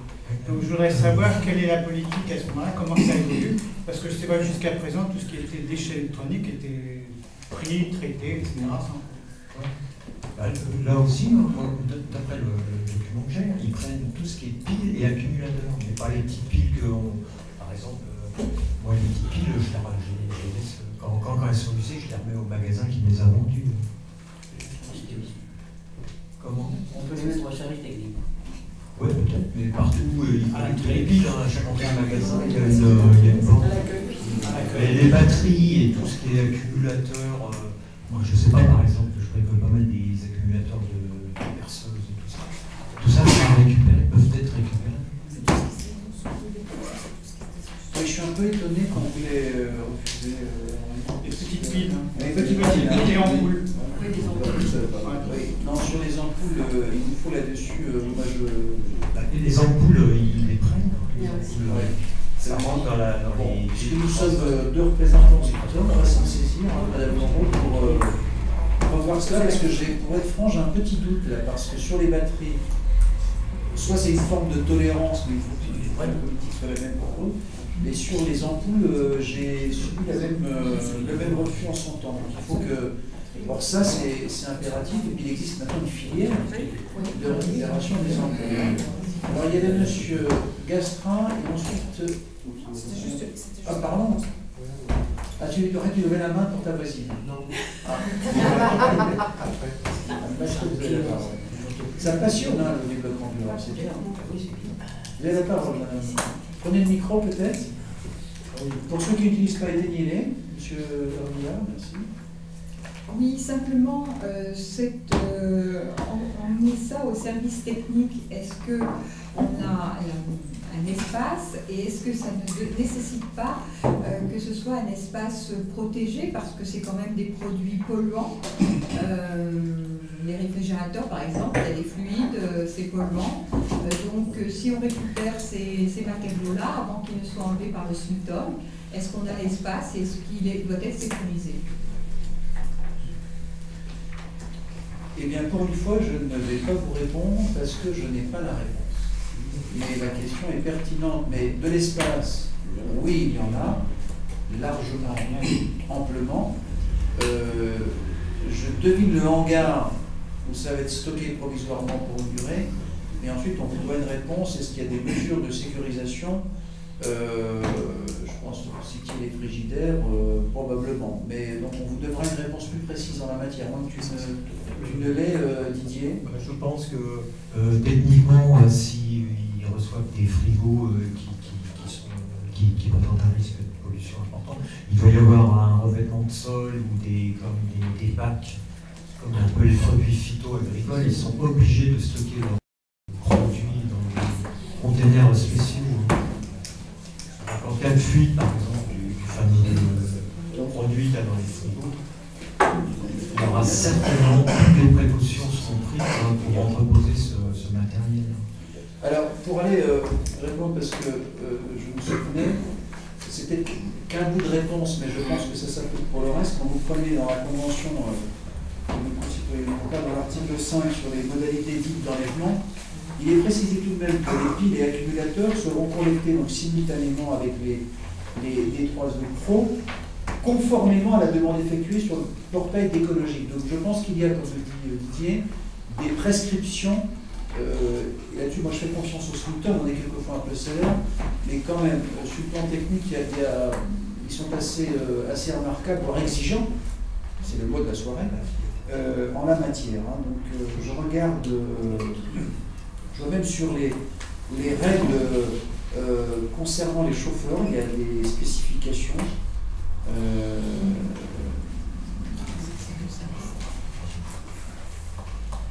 Voilà, en fait, là, ça relève des principes généraux, mais j'ose croire que derrière les principes généraux comme en droit, il y a des spécifications techniques. Marie-Justine, vous avez la parole, vous souhaitez aussi intervenir. Alors, effectivement, je soulevais précisément ce point-là, donc je ne reviens pas dessus. et je répondais au D3E. Le D3E, c'est vraiment effectivement le démantèlement. Donc, le démantèlement, effectivement, ne prend pas les batteries pures, enfin, uniquement les piles simples, normalement, on ne les prend pas, puisque c'est vraiment le démantèlement de tout ce qui est électrique et électronique. Donc, à partir du moment où il y a démantèlement, on prend, et quand il n'y a pas démantèlement, les piles simples ne se prennent pas. C'est démantèlement. Bon, voilà, sous réserve de cette précision technique, Merci de me donner la parole. Je voulais savoir simplement comment les usagers vont faire la différence entre les produits qui sont susceptibles d'être recyclés à la recyclerie et ces produits-là. Donc, je suppose que si les produits passent par la recyclerie, après ils retourneront sur cette voie. Comment c'est? J'ai pas bien compris. Oui, d'abord parce qu'ils sont intimement libres, parce que c'est le même propriétaire, hein, donc absolument. Et puis la même exigence de tri se fait quel que soit le site. Ça vaut pour Volpénil, mais ça vaut aussi pour d'autres lieux sur le territoire de Smitton, tout à fait. Ok, décidément, quelle passion. Sur la zone test, c'est qui va faire le ramassage? Le SMITOM ou les services techniques? C'est le SMITOM, avec un prestataire qui l'assurera. Voilà. Donc je nous rejoins tous. Décidément, j'aurais dû faire un tour de table. Vous avez la parole. Donc vous aussi, vous avez lu attentivement la convention. Oui, je voulais savoir, il n'y aura plus de monstres, il n'y aura plus de ramassage de monstres. C'est complètement disjoint, ma chère Anéa. Donc c'est deux choses. Je sais que le SMITOM et les communes se reposent la question de la gestion des monstres sur, je dirais, parce qu'il faut se la poser, notamment sur la périodicité. Voilà. Et sur, je le rappelle ici, les contraintes qui pèsent sur la commune, parce que je le dis, ça salue considérablement la ville, et ça coûte très très cher, parce que certains font une petite sélection de nuit, et ensuite ce sont nos services qui doivent ramasser. Il faudra vraiment... Est-ce que, s'il vous plaît, vous demandez la parole si vous voulez la prendre. Donc il faudra vraiment qu'avec courage un jour, au nom du développement durable et de la propreté et de la sécurité de l'espace public, j'ai bien la sécurité de l'espace public. J'ai encore en mémoire, pas plus tard que dimanche, à la sortie de Gaston Dumont, des choses qui relèvent de sécurité sanitaire et d'autres de sécurité physique. Il faudra peut-être un jour, ce sera peut-être impopulaire, de se reposer la question des encombrants. Et ensuite, ça suppose qu'il y ait une alternative dans d'autres communes. Par exemple, il y a un service qui, pour ceux qui notamment ne peuvent pas se rendre, parce que la ville de Volpénil a une chance, elle a une recyclerie quand même qui n'est pas très lointaine, sauf sur les très gros encombrants, et pour les gens qui ont la chance d'avoir une voiture. Mais il y a aussi des services alternatifs où dans d'autres communes, par exemple, on facture notamment, je pense à ceux qui n'ont plus de voiture ou qui n'ont plus vraiment la force de soulever des choses, où c'est du registre de 9 à 10 euros le mètre cube, avec un enlèvement et sécurisé au sens où c'est des contraintes. Voilà, une société délégataire d'un syndicat et l'usager. Voilà. Mais je vous le dis comme je le pense, je trouve que ça s'est dégradé depuis quelques mois, quelques années, où, sans compter qu'il y a un jeu maintenant, c'est de venir, quand on sait à quel moment ça se passe dans une commune, des gens extérieurs, vous allez au Moustier, ils déchargent dans la nuit tout ce qu'ils ne veulent pas conserver. Alors c'est rarement des gravats, mais quand même, on y retrouve tout et rien. Donc ça, il faudra un double répondre. Et c'est un double coup pour nous. Hein. C'est un double coup, parce qu'en fin de compte, on est obligé de... C'est un double coup, parce qu'on est obligé de les prendre, de les ramener au service technique, et les services techniques ne peuvent pas aller à la déchetterie, ils n'ont pas l'autorisation. Donc on est obligé de faire venir une entreprise qui vient, spécialisée, qui les prend et qui les ramène à la déchetterie. Ouais, c'est une double peine. Ça se compte en dizaines de milliers d'euros pour la commune. C'est 50 ou 30 000 euros par an. On a un peu baissé. Un peu baissé, justement. Le fait avec les déchets, on devrait arriver encore à baisser. C'est un peu Voilà. Donc on progresse, même s'il faut qu'on apporte quelques précisions, notamment sur les questions faites par notre collègue, sur les conditions de stockage. Donc je mets au point, parce que après ce large débat, c'est pas là, non, Non, vous voulez te laisser là. On a recoupé un petit peu toutes les questions. On avait un peu travaillé. J'en avais encore une autre, mais bon. Si ça peut vous faire plaisir, monsieur. Vous parliez des gens qui tournaient au moment de la sortie des encombrants et qui ramassent surtout la ferraille. Oui. Ne pensez-vous pas que de concentrer ça au service technique, nous attirons l'œil du cyclone de ce sujet-là? Et qu'on vienne nous faire un peu de fric-frac pour venir prendre la ferraille qui serait concentrée au service technique. C'est une remarque pertinente. Il faut, vous savez, notons, M. Pratola, comme on l'a évoqué et proposé, que nous nous envisageons d'ouvrir une nouvelle plateforme au service technique, notamment pour regrouper quelques points d'apport volontaires que nous voulons supprimer dans la commune, pour les mêmes raisons qui font suite à la question de notre collègue Annie Mollereau, c'est qu'il y a des lieux, il y a des points d'apport volontaires que nous proposons de faire disparaître. J'en cite un emblématique, c'est les moustiers. D'abord, parce qu'il n'est pas un lundi où le service ne passe une heure à ramasser, ça devient des dépotoirs le week-end, ça affecte le commerce, ça dégrade l'image, donc déjà c'est un lieu un peu fatigué. Donc, dans la convention que Mme Verken-Joudani a passée avec l'association des commerçants, nous proposerons de supprimer ce point d'apport volontaire, tout comme on est en train de travailler à l'installation d'un nouveau on va dire local ou lieu pour le stockage des poubelles qui sont sur l'espace public. Et donc, nous ouvrirons au service technique une grande plateforme où nos concitoyens pourront les déposer. Pour certains, ça sera plus près aussi. Les papiers, verres et autres déchets qui seront concentrés sur un lieu. Et la vraie question, c'est de savoir où nous allons stocker, en effet, cette ferraille. Voilà. Donc, vous n'êtes pas sans savoir qu'il y a quelques années, on a été victime d'un cambriolage au service technique qui nous avait quand même laissé sur la paille, puisque j'exagère en disant que c'était plusieurs, non, là aussi, plusieurs dizaines de, on n'était pas loin des 80 à 90 000 euros. On a fait frac en pleine nuit, mais alors là c'est des pros, hein. Vous vous souvenez, on en avait parlé. C'était vraiment une bonne organisée qui, voilà, peut-être avec quelques complicités parce qu'il y avait quand même des lieux visités qui quand même interrogeaient, quoi. Mais bon, ça, on n'a pas pu le démontrer, donc je dis pas nous, pour être très clair, mais en tout cas, il y a quelqu'un qui connaissait les lieux quand même, hein, ou qui les avait déjà arrêtés. Donc oui, il faudra, monsieur Pratola, être vigilant, vous avez raison, et que ça ne soit pas source d'intérêt pour les gens extérieurs. Mais tout comme je vais vous dire, je me pose une question, je vais en débat. Quand on se posera, on aura ce débat sur les encombrants, je demande à Didier de bien vouloir y réfléchir et de l'instruire.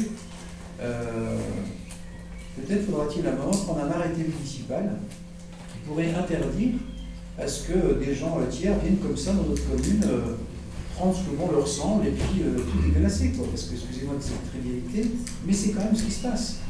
Hein, on l'a tous vu, on y a tous assisté devant chez soi, on essaie d'être un peu des fois, on fait attention, on range les trucs parce qu'on se dit on est sur le trottoir, on se lève le matin et on a un peu honte parce qu'on se dit j'avais bien fait les choses, et puis tout est à l'emporte-pièce, et puis on est regardé par ses voisins en disant mais vraiment quel cochon. Hein, voilà, donc il faudra là-dessus que, là aussi que, voilà, on se pose des questions, on prend peut-être des décisions courageuses, ce que nous ne manquons peut-être pas de faire. Voilà. Vous avez bien fait de poser la question, c'était utile. Je vais envoyer, y a-t-il des voix contre, des abstentions? À l'unanimité, je vous remercie de cette participation au débat. Monsieur Malmassari, création de poste pour les besoins saisonniers. Bientôt les vacances, donc nous allons avoir un besoin de saisonniers pour renforcer le centre de loisirs.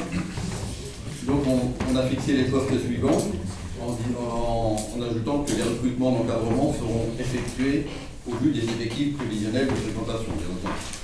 Donc pour le service enfance, pour les vacances de juillet 2014, 8 postes d'adjoints d'animation de deuxième classe de population. Et pour les vacances d'août, 5 postes identiques d'adjoints d'animation de deuxième classe. Pour le service jeunesse, au niveau pré-ado, les vacances de juillet, nous avons 3 postes adjoints d'animation de deuxième classe. Et pour les vacances d'août, donc 2 postes d'animation de deuxième classe et un poste d'adjoint d'animation de deuxième classe au 9e échelon. Et donc c'est au premier échelon. Et pour les ados, pour les vacances de juillet 2014, nous avons 2 postes d'adjoint d'animation de deuxième classe premier échelon. Et pour les vacances d'août, 2 postes d'adjoint d'animation de deuxième classe. Et pour le jardin d'été, nous aurons 3 postes d'adjoint d'animation de deuxième classe. Donc c'est l'emploi saisonnier juillet-août. Y a-t-il des questions concernant cette délibération? De la mise au voie, y a-t-il des voix contre, des abstentions? À l'unanimité, merci pour les ados. Il y a un côté un peu désuet maintenant quand on dit les ados, hein, parce que je sais quand je dis ça à mon fils, j'ai le droit à un colibé. Hein.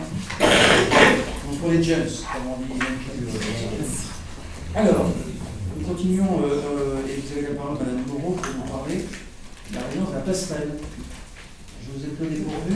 un peu, mais Ah, parce que mais je suis je quand me même au souvenais. courant, donc Ouais, vous connaissez par cœur ce vous m'aiderez si je dis quelque chose. Oui, comme c'était du personnel, j'ai cru que c'était M. Malmassari. Vous avez raison, c'était écrit M. Malmassari, Madame. Oui, mais c'est pas. Alors Je connais le dossier, hein, donc vous pouvez. Voilà. Je vous demande pardon. Donc effectivement, j'aimerais bien un petit peu plus évoluer. Déjà depuis quelques années, nous avons une convention avec la passerelle, c'est-à-dire la commune a une convention avec la passerelle pour la mise à disposition d'une employée communale qui travaille sur place, sur le lieu, à la passerelle, ces rémunérations donc, nous sont automatiquement remboursées par la passerelle, donc remboursement des rémunérations, des charges sociales, de tous les frais qui incombent à ce poste, nous est donc remboursée par la passerelle. Et la personne qui est donc, cette personne donc qui est mise à disposition à la passerelle est tout à fait satisfaite et souhaite donc continuer pour le moment à travailler de cette façon à la passerelle. Donc moi je pense que je n'ai pas autre chose à dire. Vous avez très bien improvisé, Madame Foucault. Y a-t-il des questions concernant ce renouvellement de convention que nous faisons chaque année de mise à disposition contre remboursement d'un personnel communal? Il n'y en a pas? Non, je vais simplement vous dire que donc, la passerelle devient complètement autonome depuis de 3 ans, puisqu'on rembourse le prêt qu'on fait, il nous est remboursé, et elle gère elle-même ses emprunts, puisqu'elle rembourse elle-même ses emprunts. Donc la passerelle est autonome. Mais la passerelle demeure communale. Le bâtiment, c'est tout. Oui, c'est ça qu'il fait. Quand on parle d'autonomie, ça veut dire que ça aussi fixe des responsabilités. Voilà, c'est ça que je veux dire. C'est pas juste de regarder l'actif immobilier, mais de considérer qu'on a aussi un devoir d'accompagnement fait par personne. Madame Moreau. Oui, justement, par rapport à ce que vous dites, monsieur le maire, c'est qu'effectivement, même s'il y a à refaire des rénovations sur la passerelle, on est automatiquement partie prenante et on est automatiquement consulté, puisqu'on a le mot à dire pour tout ce qui est réhabilitation de la passerelle par rapport au bâtiment. Même si ce n'est pas nous qui payons, disons, les travaux, on est quand même, disons, partie prenante. Il y a telle enseigne que je crois, Mme Moreau, qui a prochainement, normalement, un projet de ravalement, c'est ça? Tout à fait. C'est pour ça que je commence à préparer je voyais la prochaine. Ça sent la peinture. L'argent est disponible. Donc voilà, ça sera pour une prochaine fois, parce que sinon on parle du personnel, mais on en parlera de toute façon au moment où la décision sera prise par rapport à ces travaux, parce que pour le moment, on ne sait pas trop encore la manière de faire. Nous en informerons le conseil municipal en son temps. Je mets aux voix cette délibération. Y a-t-il des voix contre? Des abstentions? Vous abstenez. Et pourquoi donc? Pourquoi pas? Ça, c'est adopté. Je vous remercie. Alors maintenant, sujet important, aussi sérieux que les autres, mais tout de même qui va nous engager pour les 3 prochaines années, qui concerne l'approbation définitive par le conseil municipal, même si ensuite il appartiendra au maire, je ne m'abuse, de prendre en responsabilité la décision finale, mais comme nous l'avons toujours fait depuis le début, il importe que le conseil municipal se prononce sur le dispositif qui a été imaginé concernant la réforme des rythmes scolaires. Vous avez la parole, Madame Défense. Oui, merci. Bonsoir. Donc, je vous rappelle juste en préambule 2 acronymes qui sont le PEDT et le TAP. Ce sont 2 acronymes qui reviennent continuellement dans cette réforme. Donc, le PEDT, c'est donc le projet éducatif de territoire qui va être mis en place par le décret 2013-77 du 24 janvier 2013 relatif à l'organisation du temps scolaire dans les écoles maternelles et élémentaires à la rentrée de septembre 2014. Quant au TAP, ils vont aussi être mis en place, donc TAP, temps d'activité périscolaire, ils vont être mis en place dans ce cadre, dans le cadre de cette réforme. Et donc, pour garantir la cohérence de ces temps d'activité périscolaire avec le projet éducatif communal et répondre aux exigences de l'ACAF en matière d'adaptation des normes d'encadrement, un projet éducatif de territoire, donc le PEDT, a été travaillé avec les professionnels de notre commune. L'objectif est de mobiliser toutes les ressources d'un territoire afin de garantir la continuité éducative et la complémentarité entre les projets des écoles et les activités proposées aux enfants en dehors du temps scolaire. Donc on ne parle pas de pédagogie dans ces TAP. Donc ça fait partie de l'article 66 de la loi numéro 2013-595 du 8 juillet 2013 d'orientation et de programmation pour la refondation de l'école de la République.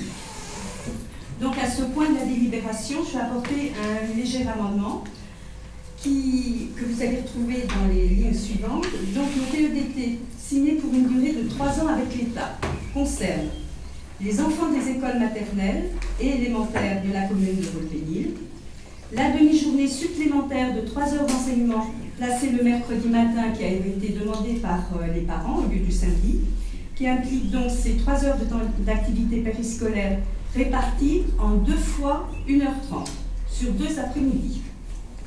Un protocole de passation des enfants entre l'école et les structures périscolaires, donc ça c'est tout le côté sécurité des enfants, et le panel d'activités prenant en compte les rythmes chronobiologiques des enfants en lien avec les projets d'école.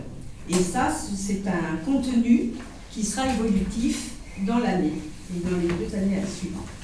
Voilà donc la réponse globale aux enjeux de coéducation que je vous demande d'approuver ce soir. Merci. Monsieur Robert, vous avez la parole. Juste une petite question, ça va nous coûter combien cette mise en place?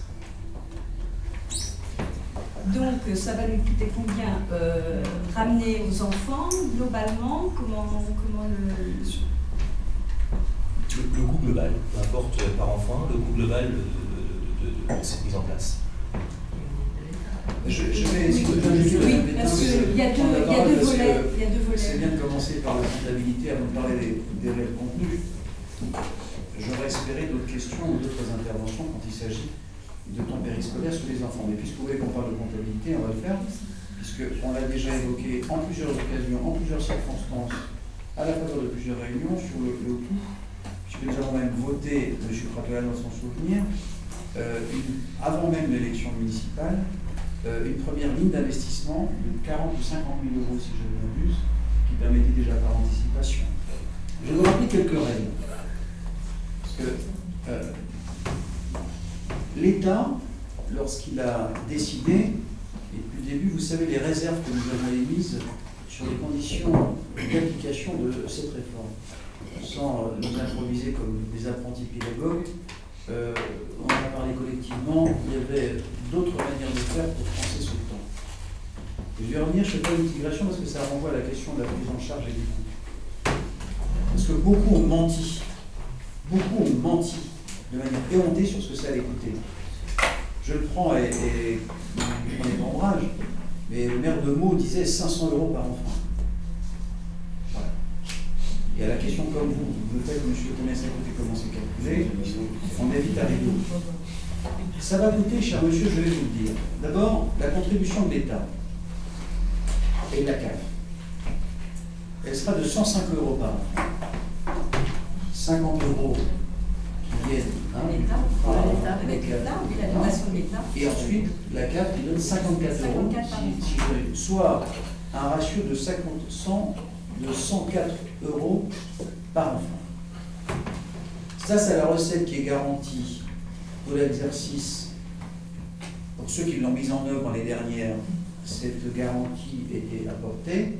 Et ensuite, au dernier congrès des maires, l'ancien Premier ministre, Jean-Marc Ayrault, avait pris l'engagement, puisque tous les crédits n'avaient pas été consommés, de reconduire. Et récemment encore, Benoît Hamon, le nouveau ministre de l'Éducation, a indiqué que sur l'année 2015-2016 scolaire, il y aurait une dotation qui permettrait d'accompagner les collectivités. Ça a son importance, et c'est à la fois aussi précarisant, parce que pour l'instant, la seule garantie que nous ayons, c'est jusqu'en 2016. Qu'est-ce qui va coûter? C'est essentiellement des charges de personnel en année 1 et en fonctionnement.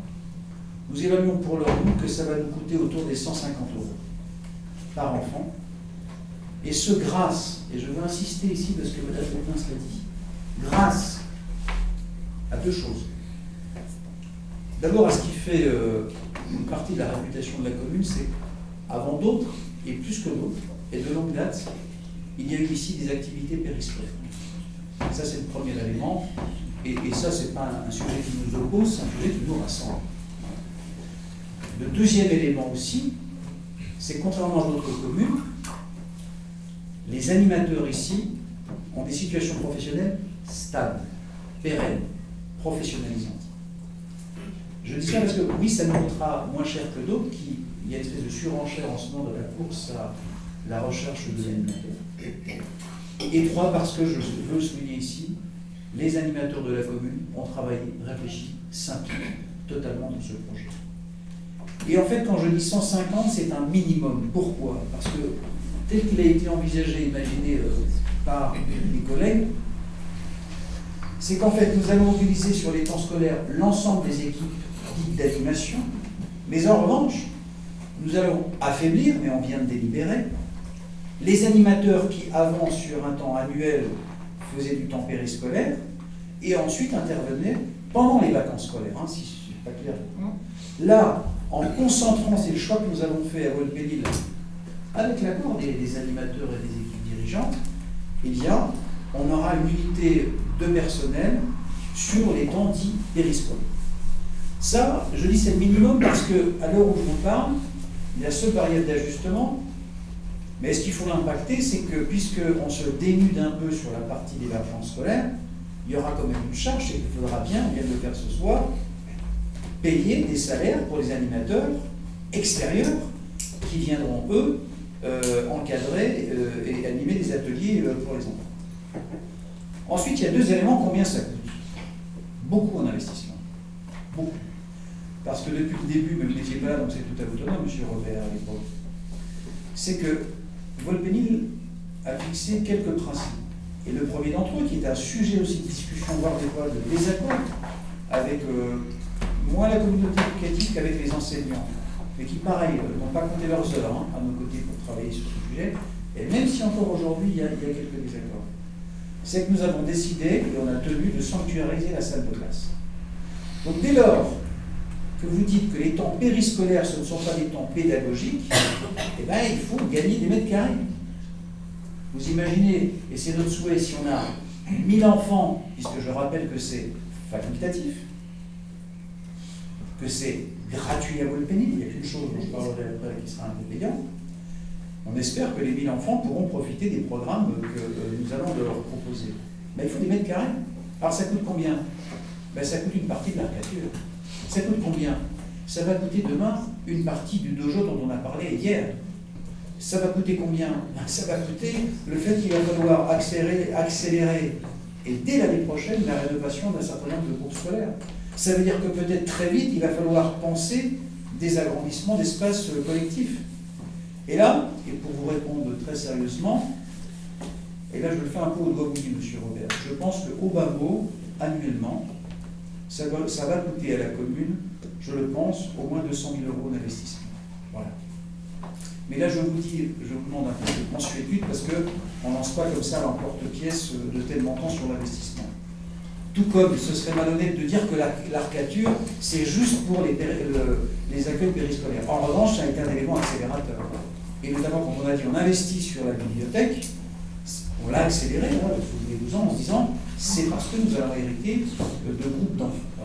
Donc, à ce stade et à cette heure, voilà ce que devrait être le coût. Voilà, donc c'est au moins déjà, rien qu'en fonctionnement, l'équivalent d'1% d'impôt. C'est ça qu'il faut absorber. Quant au même moment, on l'a évoqué lors du dernier conseil municipal, c'est l'effet de ciseaux, nos charges augmentent, une de plus, et nos recettes baissent. Ça avait commencé hier, et alors je vais vous dire, ça s'accélère là. Je serais mauvais prince en disant que c'était mieux avant et mieux aujourd'hui. Les ciseaux raccourcissent. C'est pire, je le dis ici. L'honnêteté commande de le dire. Ça s'est accéléré. Je rappelle que quand M. Malmassari a présenté le budget la dernière fois, que nous avons voté, nous avions une dotation qui avait baissé de 124 000 €, et l'année précédente de 35 000. Et je pense qu'on est reparti sur l'exercice 2015 avec une baisse aussi. Combien ça coûte? Ouais, excusez-moi d'être un peu long. Plus que ça, je vous explique pourquoi. Il y a le point de vue comptable. D'abord, ça a coûté beaucoup en heures de réunion. Parce qu'une heure de réunion en service public, ça aussi une valeur. Et ça nous a pris beaucoup de temps. À nous, comme à nos partenaires. Ça, combien ça a coûté? Je suis incapable de l'évaluer, mais il faut l'envisager. Ensuite, combien ça coûte? Ça coûte aussi des choix que nous avons faits lorsqu'on a discuté avec les enseignants, les directeurs, et je le dis ici parce qu'il y a une question que vous n'avez pas posée, mais je vais l'anticiper pour vous aider. C'est finalement, on fait quoi? Avant de nous parler d'argent, qu'est-ce qu'on organise? Qu'est-ce qu'on met comme contenu? Qu'est-ce qu'on réserve à nos enfants? Et nous, la majorité, on a fait un choix parce qu'on a réfléchi sur ces questions. C'est d'abord de sanctuariser les salles de classe et ensuite de conforter et conserver ce qu'on a appelé entre nous des acquis éducatifs et pédagogiques. Nous avons décidé de ne pas remettre en cause les interventions sport et musique qui avaient été mises en place il y a de nombreuses années. Et il y a très peu de communes qui le font encore aujourd'hui. Ben ça a un coût. Parce que si nous avions été simplement comptables, et je vais être franc avec vous, on l'a un moment imaginé, de se dire, ben, les temps dits périscolaires supportés par la commune, donc par l'impôt, c'est-à-dire les dumistes, comme on les appelle, qui font l'initiation à la musique, ou bien la découverte du sport avec nos encadrants, on aurait pu dire, on les sort des temps scolaires, et on en fait des temps périscolaires. On l'a envisagé. Et ça coûte. Ah oui, ça coûte. Des postes à temps plein. Hein? C'est-à-dire, un poste à temps plein, c'est entre 25 et 30 000 euros. Ils sont 4 ou 5. Donc, je vais rajouter, mais j'ai pas envie de rentrer dans cette comptabilité qui est de dire c'est bien, c'est pas bien, combien ça coûte.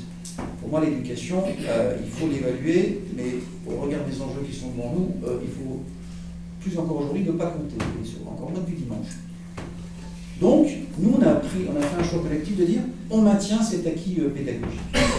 Donc, ça va coûter des heures en plus, parce qu'au-delà des animateurs, vous le savez, il y aura des intervenants extérieurs. Parce que nos animateurs ont imaginé des projets, mais ils ne maîtrisent pas tout. Puis il faut dans la durée. Si on veut faire de l'initiation à la citoyenneté, si on veut faire du théâtre, si on veut faire la compréhension et du décryptage des films qu'ils voient à la télé, si on veut faire comprendre ce que c'est qu'un documentaire, si on veut leur faire découvrir la musique, si on veut qu'ils découvrent des sports qui sont aujourd'hui réputés inaccessibles, ben tout ça, ça. Donc ça, ce que je vous propose en revanche pour répondre à votre question, on prend date au terme d'un premier trimestre pour l'exercice, on a toujours dit qu'on l'expérimentait, et on prend date ensuite au terme d'une année, on va dire, budgétaire, pas civil, puisque vous savez qu'on est en régime d'école. Et parce que peut-être qu'il y aura des inflexions à venir. En revanche, la question qui était soulevée, qui a son importance, c'est on le fait quand? Et c'est en cela que nous avons saisi le conseil municipal, c'est que nous avons apporté une modification conséquente. Finalement, la question centrale, c'est, après qu'on a dit avec qui, c'est quand. Parce que je rappelle, ce dont on parle, c'est la réforme des rythmes scolaires, la réforme des rythmes de l'enfant. Une fois de ma pensée, je ne suis pas sûr qu'on améliore le score en termes de rythme de l'enfant. Voilà, je le dis. Et en fait, j'ai pris une décision, convaincu par mes pairs, c'est que la première formule que nous avions envisagée était trop compliquée. Difficile à mettre en œuvre, voire un tout petit peu tendue. Et je veux ici l'assumer parce que je ne voudrais pas, comme je dis à mes collègues, renier un travail que nous avons mené avec Pierre Carassus et Jacqueline Chevillier, et la décision finale, elle m'appartenait. Donc le premier schéma qui était de dire on allonge la pause méridienne et ensuite on fait 1h30, c'était ma décision. Mais comme ici on se dit des fois, il y a que les idiots qui ne changent pas d'avis, ou quand j'espère qu'on a cette qualité collective, on écoute, et on est rentré dans le dur, dans le temps on comprend que ce système était compliqué. On a écouté les parents d'élèves qu'on a rencontrés souvent. Et Françoise nous a proposé, on a accepté, l'unité, en fait de revenir à un dispositif qui avait été adopté dans d'autres communes, et que le décret Hamon permettait, dans ce qu'il appelle la phase dite d'expérimentation, c'était de passer à 2 fois 1h30 par semaine, l'après-midi. Donc, les enfants de Volpénil et les parents qui décideront de nous confier leurs enfants sur les temps périscolaires, le ferons l'après-midi, de 15h à 16h. En revanche, nous ne changerons pas une chose, qui est une exigence des enseignants, c'est vraiment l'exigence, c'est qu'il nous faut revoir la nature des activités de la pause méridienne. Il faut absolument qu'on aille sur des temps de relaxation, pour que les enfants soient plus détendus, plus reposés, plus calmes. Je sais, moi je suis entouré d'enseignants dans cette équipe, et que les enseignants puissent, dans des bonnes conditions, mener leur mission, parce que je le dis, l'essentiel, c'est pas les temps périscolaires, je le dis, c'est du supplément d'âme, c'est de l'émancipation. Bref, c'est l'accès à la culture à laquelle moi je crois, et puis l'épanouissement de sport. L'essentiel, c'est d'abord l'école publique, c'est le temps de la pédagogie. Donc nous, notre responsabilité, c'est en ça où j'ai changé radicalement de point de vue, c'est de dire quelles sont les conditions à réunir pour que l'école publique puisse exercer pleinement et sereinement son mandat. On a rencontré des directeurs d'école, on a rencontré les parents d'élèves, ils nous soutiennent. De ci, de là, sans faire le gros là-haut-là, il y a quelques résistances et résistances. Ben, c'est la France, c'est votre pénible. Le petit village gaulois, s'il faisait l'unanimité, ça se saurait. Donc il faudra faire encore de la pédagogie et nous expliquerons bientôt aux parents ce que nous avons. Voilà en gros. Et sur les contenus, je demanderai à Françoise de revenir devant le conseil municipal. Nous nous montrerons. Le lieu, c'est d'abord qu'il y a des instances que sont les conseils d'école qui se réunissent le 7 juin. Et ensuite nous informerons les parents. Et enfin, je reviens avec beaucoup de respect à votre question, monsieur Robert. S'il faut dépenser plus, nous dépenserons plus. Voilà, je le dis ici parce que finalement, s'il y a un seul truc qui compte quand on exerce une responsabilité municipale, quelle est-elle? Et là, je sais qu'on se rejoindra, c'est qu'on au profit des enfants. Donc voilà, ça ne sera pas parfait, ça va hoqueter, ça va tirailler, il y aura des échecs, et comme il faudra améliorer le système, il se posera sur deux enjeux, enfin trois.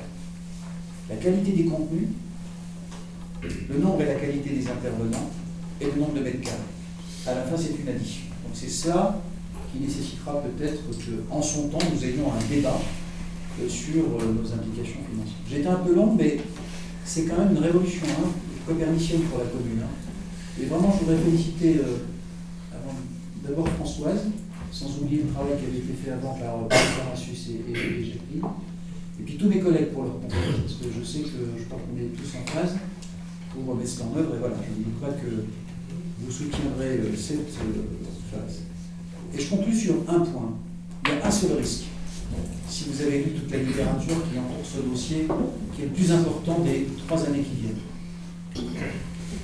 c'est qu'il reste une instance finale qui est l'État et l'inspection. On dit l'inspection de on dit maintenant la DAZN, bon, ce qu'on appelait chez nous l'inspectrice d'académie. Voilà, l'inspection d'académie. Et là, le pouvoir, je le dis ici publiquement, écoutez, est-ce que vraiment c'est vraiment important, là, sans vouloir être désobligeant à votre endroit, parce que c'est essentiel, parce qu'il y aura peut-être une bataille, et là, on va se compter.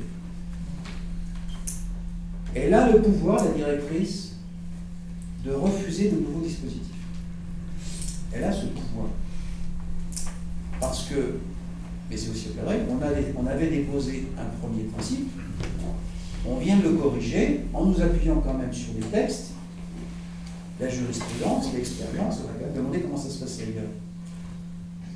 Je le dis ici, moi je maintiendrai notre position. En tout cas, c'est ce que je proposerai au conseil municipal, quoi qu'il arrive. Quoi qu'il arrive. Voilà. C'est très clair. Parce qu'il y a un risque qu'elles disent non. Et je dirais que d'autres ont éprouvé, comme la ville de Paris, ça n'a pas posé de problème. D'autres communes refusent d'appliquer le texte. Et nous qui tentons laborieusement d'imaginer un dispositif dont on sait qu'il est expérimental, on viendra nous le refuser. Et bien après, chacun prendra ses responsabilités. L'État le prendra, en tout cas la direction, quel que soit l'État. Voilà, je voulais juste, parce que là-dessus, il se peut que la décision arrive plus vite que prévu. Et je vous dirais avec beaucoup de respect à la directrice, mais nous ne changerons plus de point de vue, parce que d'abord, c'est dans un mois, et il faut que les parents sachent comment s'organise la rentrée de leurs enfants. Je précise juste une chose, pardon, c'est un peu long, mais c'est un dossier majeur.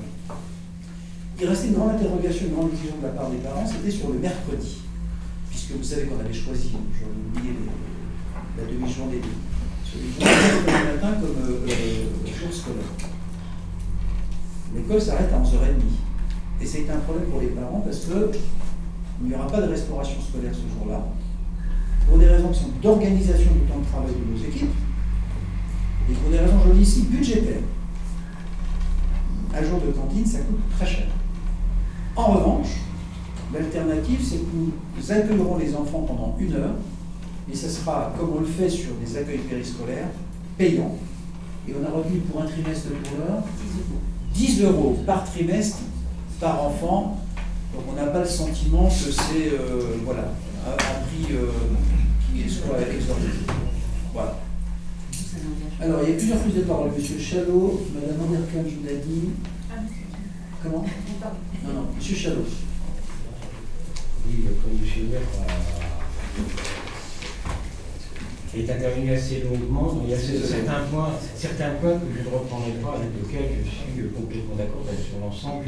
Je suis d'accord. Effectivement, il y a eu des réserves par rapport à cette loi, pas tellement sur les principes, mais plutôt sur la démarche. C'est pour ça d'ailleurs qu'il y a un certain nombre de communes, il y a 1700 communes en France qui refusent de l'appliquer. Bon, j'ai aussi d'autres réserves, notamment en termes de financement, par rapport au fait que c'est la caisse d'allocation familiale qui va financer une bonne partie, et ça veut dire que ce sera au détriment de l'action sociale, avec un risque, c'est qu'on redemande encore à la caisse d'allocation familiale, vous savez qu'on est dans un cadre comme ça. Ceci étant dit, on a quand même 3 points forts qui sont essentiels. Le premier point fort, c'est qu'il n'y a pas d'ambiguïté entre le temps périscolaire et le temps scolaire. On ne peut pas dire à Volpellier, on va scolariser le temps libre. On ne scolarise pas le temps libre, il est spécifique. Deuxième point fort, il y a du personnel qualifié. Vous savez, dans les villages et dans certaines communes, ça va être difficile. Hein. Qui est-ce qui va garder, qui est-ce qui va s'occuper des enfants, qui va organiser les activités? Ça risque d'être de la garderie. Donc c'est un risque majeur. Nous, à Volpellier, ce sera du personnel qualifié. Et troisième élément, troisième point fort, on a l'accord des partenaires. Ça veut dire qu'il y a eu de très longues discussions, mais les enseignants, les parents d'élèves et la municipalité et le conseil municipal sont d'accord, sont dans le coup, donc c'est quelque chose d'essentiel. Et en plus, nous avons décidé d'évaluer. Il y a un comité de pilotage qui se met en place, il y aura une évaluation au bout de 3 mois, au bout d'1 an, et après on en tirera les conséquences. Et je crois que ça, c'est un point fort à souligner. Merci.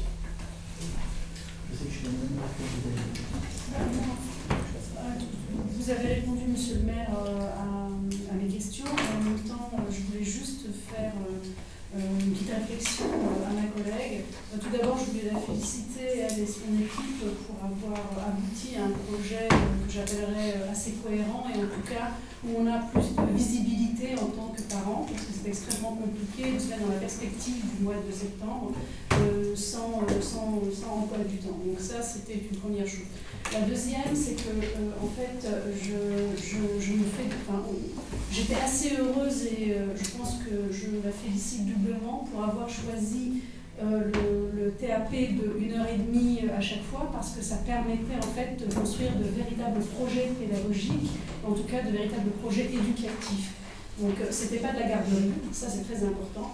Et enfin, je pense qu'on peut être heureux et se féliciter d'avoir opté pour cette option-là, parce que du coup, de 15h à 16h30, on pourra garder tous les enfants à l'école et permettre à tous les enfants de la commune de bénéficier de ces TAP et de bénéficier donc de la culture, de la musique, etc.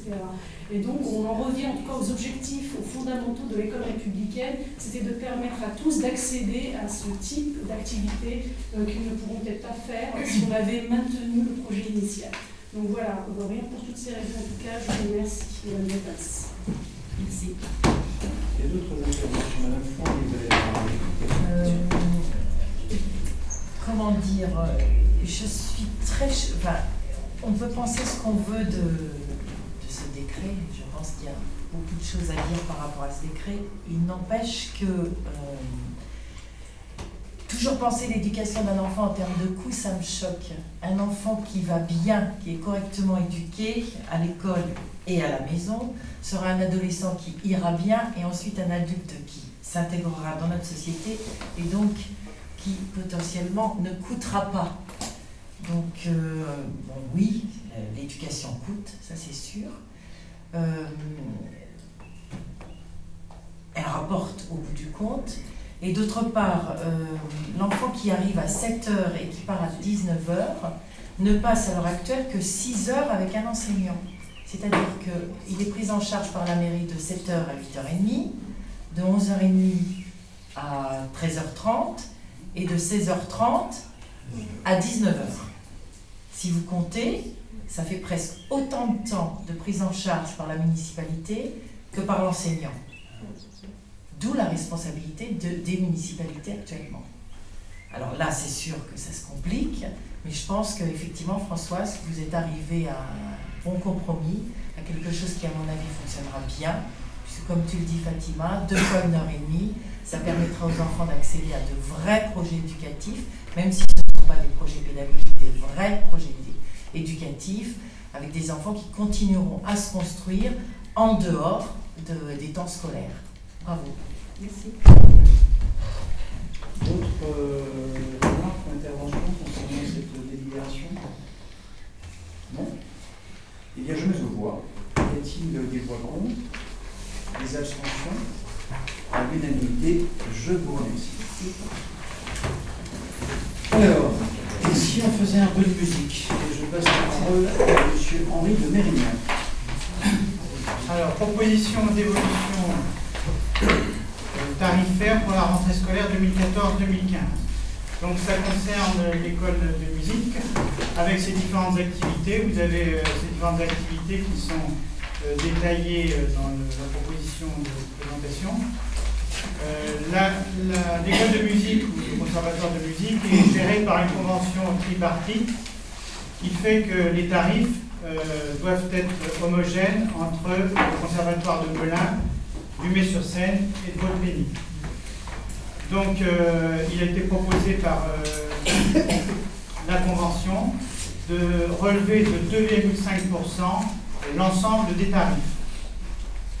Donc, il y a un système de tarifs incitatifs, comme vous pouvez le voir au niveau de la proposition, qui concerne à la fois le cumul des inscriptions, l'aspect aussi de l'inscription du membre de la famille, et relié aussi à l'exercice des disciplines musicales rares, de façon à développer celle-ci et à permettre une offre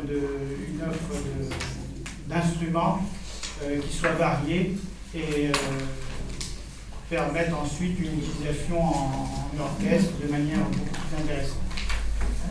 Donc, ce qui vous est proposé, c'est d'entériner cette hausse de 2,5%. Donc qui est relativement modeste, puisque vous avez un tableau qui vous détaille l'ensemble des coûts d'inscription au niveau de la musique, de la danse et du théâtre. Sachant qu'un forfait moyen, c'est un forfait qui comprend 3 activités, un cours d'instrument individuel, un cours de formation musicale et un atelier collectif représentant l'inscription de type. Donc, qui est pour la commune de la Cannes conventionnée de 310 €. Hors communauté d'agglomération, on arrive à des montants qui sont de 1303 €. Donc, en ce qui nous concerne, ce qui vous est proposé, c'est la hausse de 2,5% pour l'ensemble des tarifs donc, qui sont détaillés dans la proposition. Merci M. Mérignac. Y a-t-il des questions concernant cette délibération? Monsieur Reyes, vous avez des tarifs annuels? Oui, annuels. Mensuel, ce transfert.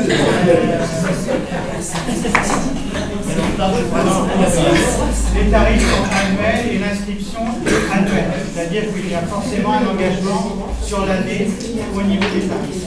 Il pose la question que Murillo. Merci. Monsieur Reyes, je vous donne la retenue ou pas? S'il joue à l'Estradivarius.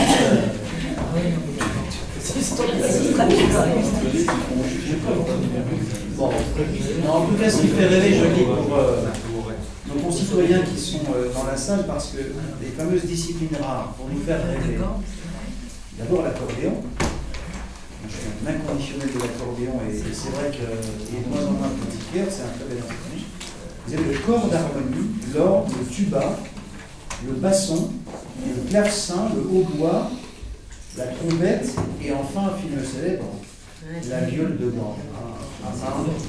Voilà, ça fait du bien d'entendre des mots qui apparaissent désuets et dont les sons sont éternels. Voilà. Je mets au voix cette augmentation, il faut bien le dire, de 2,5%. Nous avons avec nos collègues de Melun et d'Amarie à l'avenir. Y a-t-il des voix contre? Vous êtes contre l'augmentation? Oui. Très bien. Et pourquoi? Stop, pourquoi pas? Stop aux augmentations. Stop. Ça donne un début de réponse. Y a-t-il des abstentions? Adoptées. En tout cas, merci pour cette motivation de vote, messieurs. Je passe maintenant la parole à Mme Moreau, cette fois-ci, c'était bien sérieux, pour parler de la question du Fonds de solidarité logement.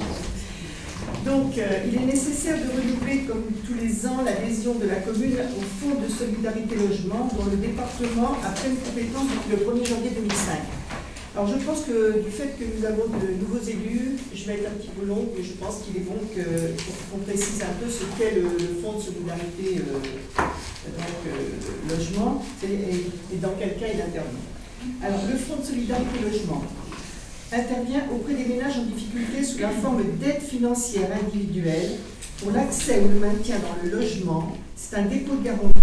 Ça peut payer un premier loyer pour des personnes donc en difficulté, pour des frais d'installation, et c'est également une garantie pour les impayés de loyer. Et donc l'aide de loyer, impayé de loyer ou l'aide de loyer. Alors, tant dans le parc privé que dans le parc public, hein, pas seulement dans le public. Il intervient également pour le paiement des factures liées aux consommations de fluides et d'énergie, que l'occupant soit locataire ou propriétaire. Ce dispositif soutient par ailleurs financièrement les structures d'insertion effectuant de l'accompagnement social lié au logement, ainsi que les organismes effectuant de la gestion locative en direction de ménages en insertion. Les contributions des bailleurs et des communes viennent s'ajouter aux 4 230 000 € qui sont votés par le département. La commune de Volpénil contribuera au Fonds de solidarité logement selon le mode de calcul validé qui est effectif depuis maintenant le 1er janvier 2013. Elle consacrera à cet effet 0,30 € par habitant. Donc tous les ans, cette somme de 0,30 € sera multipliée par le nombre d'habitants et c'est la somme que la commune devra verser. La prise en compte de la population légale totale de la commune qui a été publiée par l'INSEE au 1er janvier 2011, c'est toujours un décalage de 2 ans, et de 11 023 habitants. Pour cette année, nous avons donc à cotiser pour 3 307 €. Alors, je voulais quand même vous préciser que c'est pour cette raison que j'ai bien dit effectif depuis le 1er janvier 2013, parce que précédemment, le calcul était fait complètement différemment. Au lieu d'être calculé sur le nombre d'habitants, c'était sur le nombre de logements sociaux de la commune. Mais ça n'était pas 0,30 €, c'était 3 €. Mais néanmoins, pour vous donner un petit aperçu, au lieu de 3 300 €, en 2012, la dernière année où il a été calculé sous cette forme, c'était 1 959 € que la commune avait payé. Donc c'est vrai que ça fait quand même une augmentation très importante, le fait que ce soit calculé sur le nombre d'habitants. La contribution s'effectuera auprès du PAC 77, au 649 avenue de Biraquet, Oumé, qui assure la gestion comptable et financière du FSL. Une petite précision également, c'est que précédemment, jusqu'en 2012, c'était Procilia qui est l'ex-CIL du département, qui était gestionnaire comptable et financier donc, de ce FSL. Maintenant, c'est donc le PAC 77. Donc, vous devez donc demander au conseil municipal d'autoriser M. le maire à signer l'adhésion de la commune de Volpénil au Fonds de solidarité logement pour l'année 2014. Alors, on a l'habitude d'appeler ce Fonds de solidarité logement, bien évidemment, le FSL. Le FSL, pour ceux qui connaissent un petit peu, c'est sur cette forme-là qu'on est. Donc, je pense que je vous ai refait donc un petit historique de précédentes Zaïe. Merci Madame Moreau. Et qui profite malheureusement, je le dis, en nombre croissant de familles aussi à votre pays. Voilà, absolument. Là, je ne suis pas une vision comptable, mais bien pour rappeler que ces difficultés vont croissant. Y a-t-il des questions ou des remarques concernant cette convention? Je la mets devant vous. Y a-t-il des voix contre, des abstentions? À l'unanimité, je vous remercie. Enfin, dernière délibération, merci à nos collègues qui la découvrent en même temps à cause de Jean-François Chalot. Vous avez la parole, M. Chalot. C'est pas tout à fait de l'info, c'est parce que Paul Pénil, il y a un certain dynamisme qui existe. Alors je vais m'expliquer. Tous les maires se félicitent du dynamisme associatif dans leur commune. Il n'y a pas de vœu sans qu'un maire dise nous, dans notre commune, nous avons beaucoup d'associations. Sauf que les associations, il y en a dans toutes les communes. Dans toutes les communes, le dynamisme associatif existe. Nous avons un plus quand même à notre commune. C'est que les associations réfléchissent ensemble, montent des projets ensemble, agissent ensemble. L'exemple, c'est la journée champêtre du 28 juin. Pour la préparation de la journée champêtre du 28 juin, il y a plus de 100 bénévoles qui s'impliquent, 35 associations, plusieurs milliers d'heures de bénévolat pour monter une véritable fête champêtre, la deuxième édition, à laquelle vous êtes tous invités parce que ce sera une journée magnifique. Ça veut dire que c'est dynamique, mais c'est aussi des gens qui œuvrent ensemble. Alors, depuis plusieurs années, le comité consultatif qui existait regroupait entre 50 et 70 personnes. Responsables associatifs, quelques élus, mais surtout les responsables associatifs, des habitants et des militants associatifs.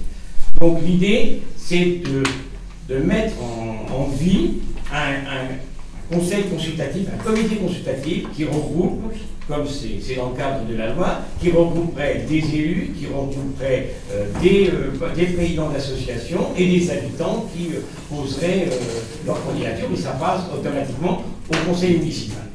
Voilà, c'était pour la présentation, parce que je pense qu'une présentation comme ça, je peux vous lire la délibération, mais l'idée c'est ça, un comité consultatif, ça rentre dans le cadre de la loi, donc avec des élus composant le comité consultatif. Alors les élus proposés sont les suivants, Olivier Jacob, Philippe Esprit, Marie Zoda, Charlène Féléca, Martine Bachelet et moi-même comme président, et naturellement si quelqu'un de l'opposition veut rentrer dans ce comité, et j'espère qu'il peut rentrer dans ce comité pour participer aux réflexions du monde associatif et de la commune, ils sont les bienvenus. Voilà donc le comité consultatif bi-associatif qui sera composé d'élus d'une part de présidents d'associations de la vie des habitants, invités à manifester leur intérêt pour participer à la vie de ces comités. D'autre part, désigne les élus composant le comité consultatif que j'ai donné, décide de lancer un appel à candidature aux présidents d'associations et aux habitants intéressés à participer aux travaux de ce comité. Voilà. Merci M. Chalot. C'est la raison pour laquelle, dans une grande mensuétude proprement donnée, je propose à nos collègues, voilà, s'ils ont deux élus, voilà, ce serait une bonne manière, je trouve, M. Chalot, tout ça surpasse les considérations politiques, si vous avez, voilà, et quitte à ce qu'on retienne le principe, sauf si vous avez déjà les deux noms. Nous avons déjà les noms. Alors, nous les prenons avec plaisir. Voilà. Alors, Laurent et puis Oli. Voilà. Ah, tous les deux. Faites parité? Oui. Il y a vous savez, il y a des parités différentes depuis quelques années.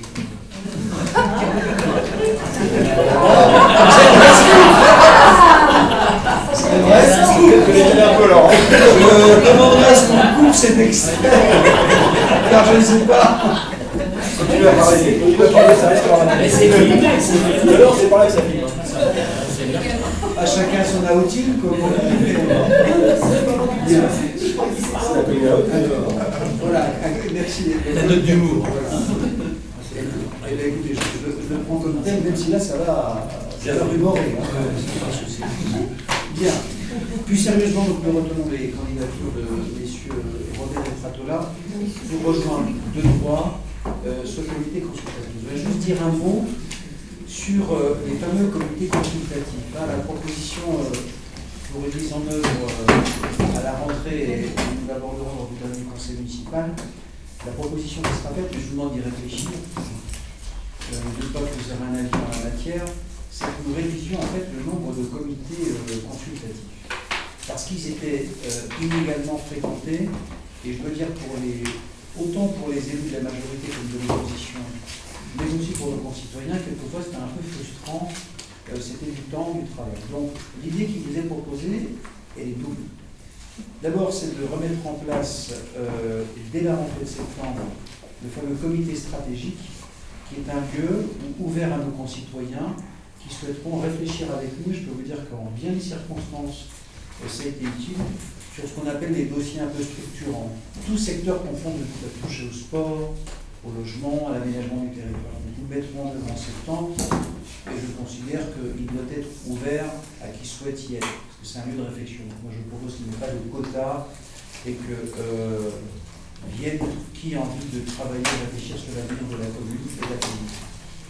Le second, c'est de regrouper en une seule instance ce qu'on appellera un comité consultatif permanent qui se réunira une fois par mois, dont l'ordre du jour sera fixé avec un délai de 2 mois d'avance pour qu'on puisse le communiquer dans le rapport, et qui traitera de sujets divers et ouverts à l'ensemble de la population, tout ça, à toute personne qui souhaitera. C'est-à-dire que je prends un truc emblématique, la préparation du budget, si on dit qu'on l'adopte en mars, eh bien dès janvier, il y aurait un comité, ou février plutôt, un comité consultatif annoncé en janvier pour février avec une date précise. Hein. Donc, et pour tout dire, je proposerais que, comme c'était une tradition ici, c'est que Anselme puisse présider le comité stratégique en ses qualités de premier adjoint, et ensuite confier à Alain Tafourreau le soin d'animer, je dis bien d'animer, puisque ce sont des présidents qui sont des animateurs,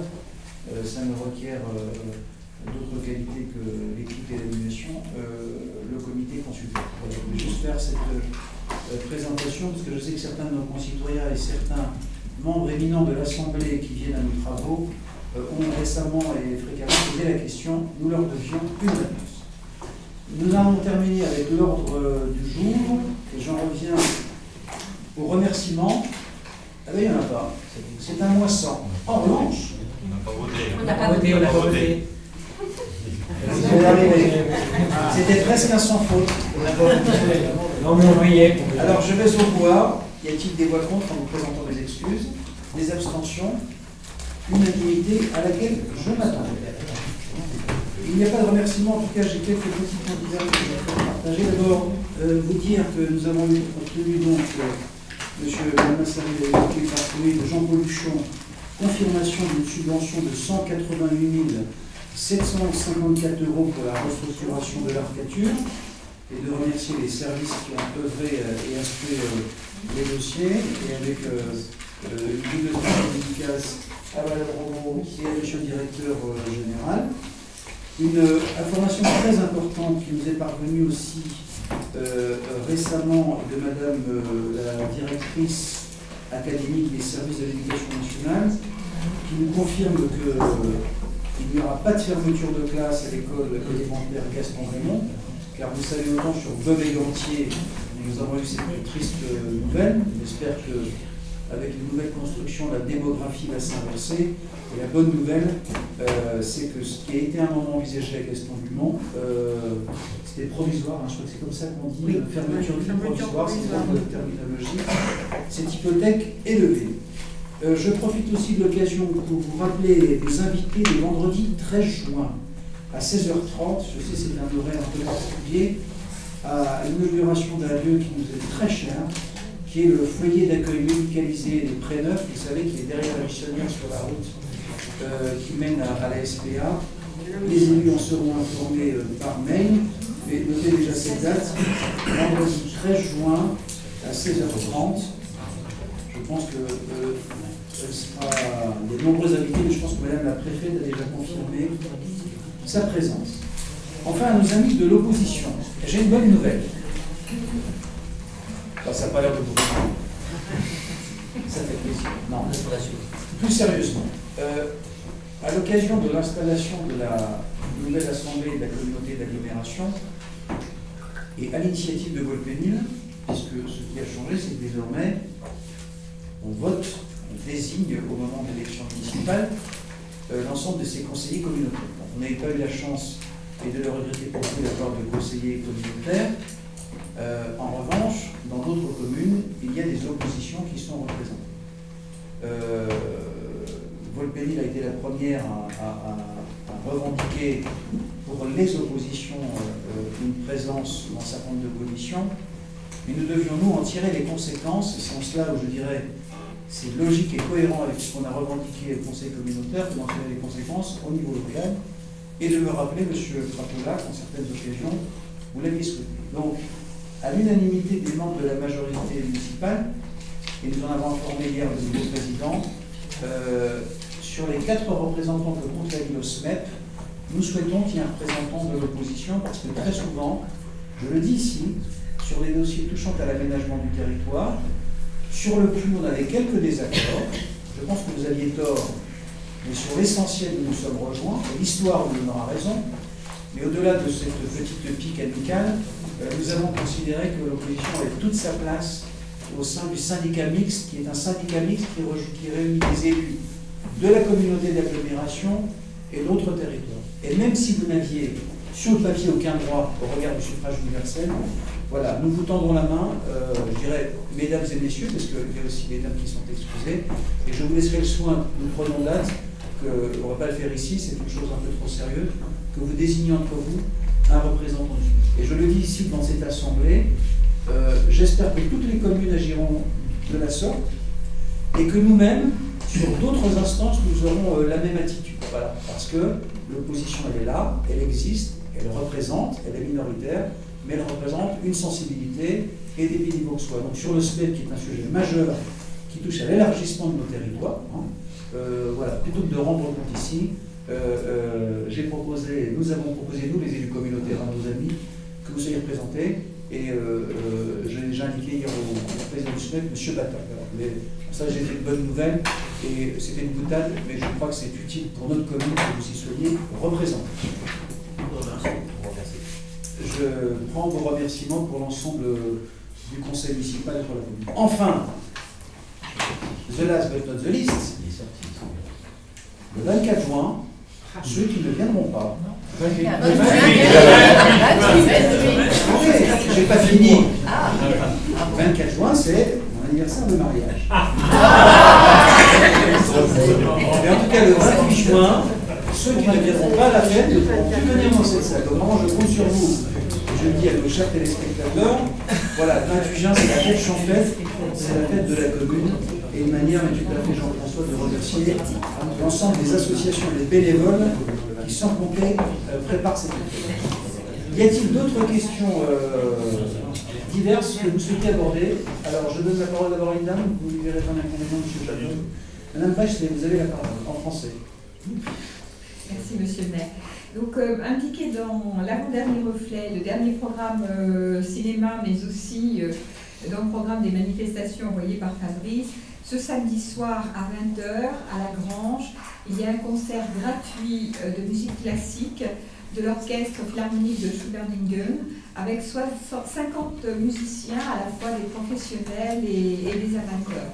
Donc, ne manquez pas de venir parce qu'on va avoir 2 heures de concert de musique classique. Ça va être a priori un très beau programme. Voilà, merci monsieur le maire. Merci d'avoir rappelé cette date importante. Voilà, pour les mélomanes ou les apprentis mélomanes et puis pour les amoureux de l'Allemagne et de notre village, n'hésitez pas à venir. Monsieur Jacob, vous avez la parole. Alors moi, je voudrais juste vous rappeler qu'il y a une grande manifestation d'athlétisme ce week-end. Donc samedi, à partir de 16 h, c'est le premier départ. Et il y aura du monde puisqu'il y a 3 jours, 4 jours, il y avait 240 personnes d'inscrites.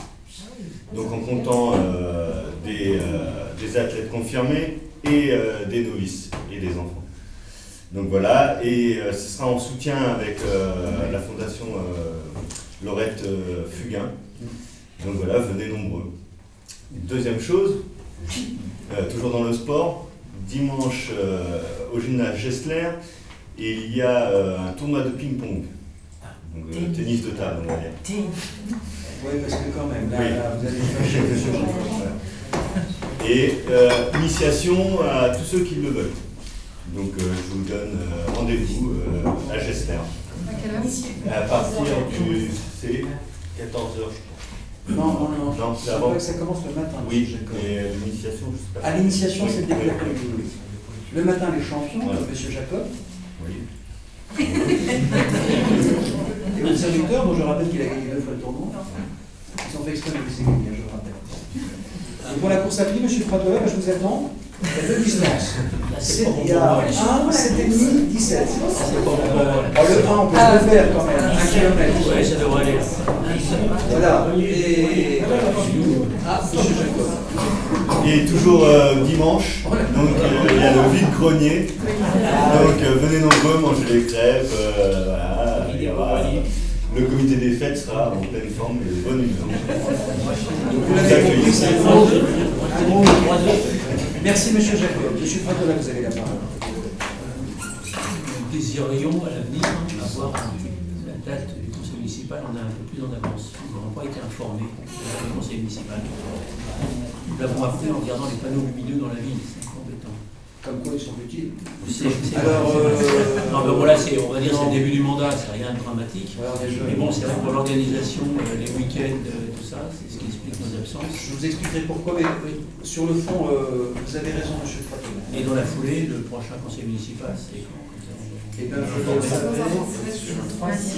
le 26 juin, vous voyez, alors là. Alors c'est le 24 chez vous, le 26. C'est une semaine le 24 avec Catherine, le 26 ici. Nous sommes là. C'est tous les 2 jours. Donc plus sérieusement, merci, excusez-nous monsieur, mesdames et messieurs. Voilà, il y a eu un petit flottement que je vous expliquerai en tête à tête, un peu exceptionnel, c'est rare, vous le savez. Et nous veillerons à l'avenir à vous le dire, d'autant que M. Pratola, c'est qu'on a nous-mêmes travaillé, on a préempté déjà quelques dates, et je vais demander donc à mon directeur de cabinet et au directeur général, même s'il devait modifier, de bien vouloir communiquer au président de M. Pratola l'ensemble des dates pratiquement sur les 6 mois qui viennent, puisqu'on avait arrêté, je crois, chaque fois les jeudis sur le rythme pratiquement bimestriel. Hein, donc, comme ça, il n'y aura pas de tracas. Merci de cette compréhension. Y a-t-il d'autres questions dans l'Assemblée?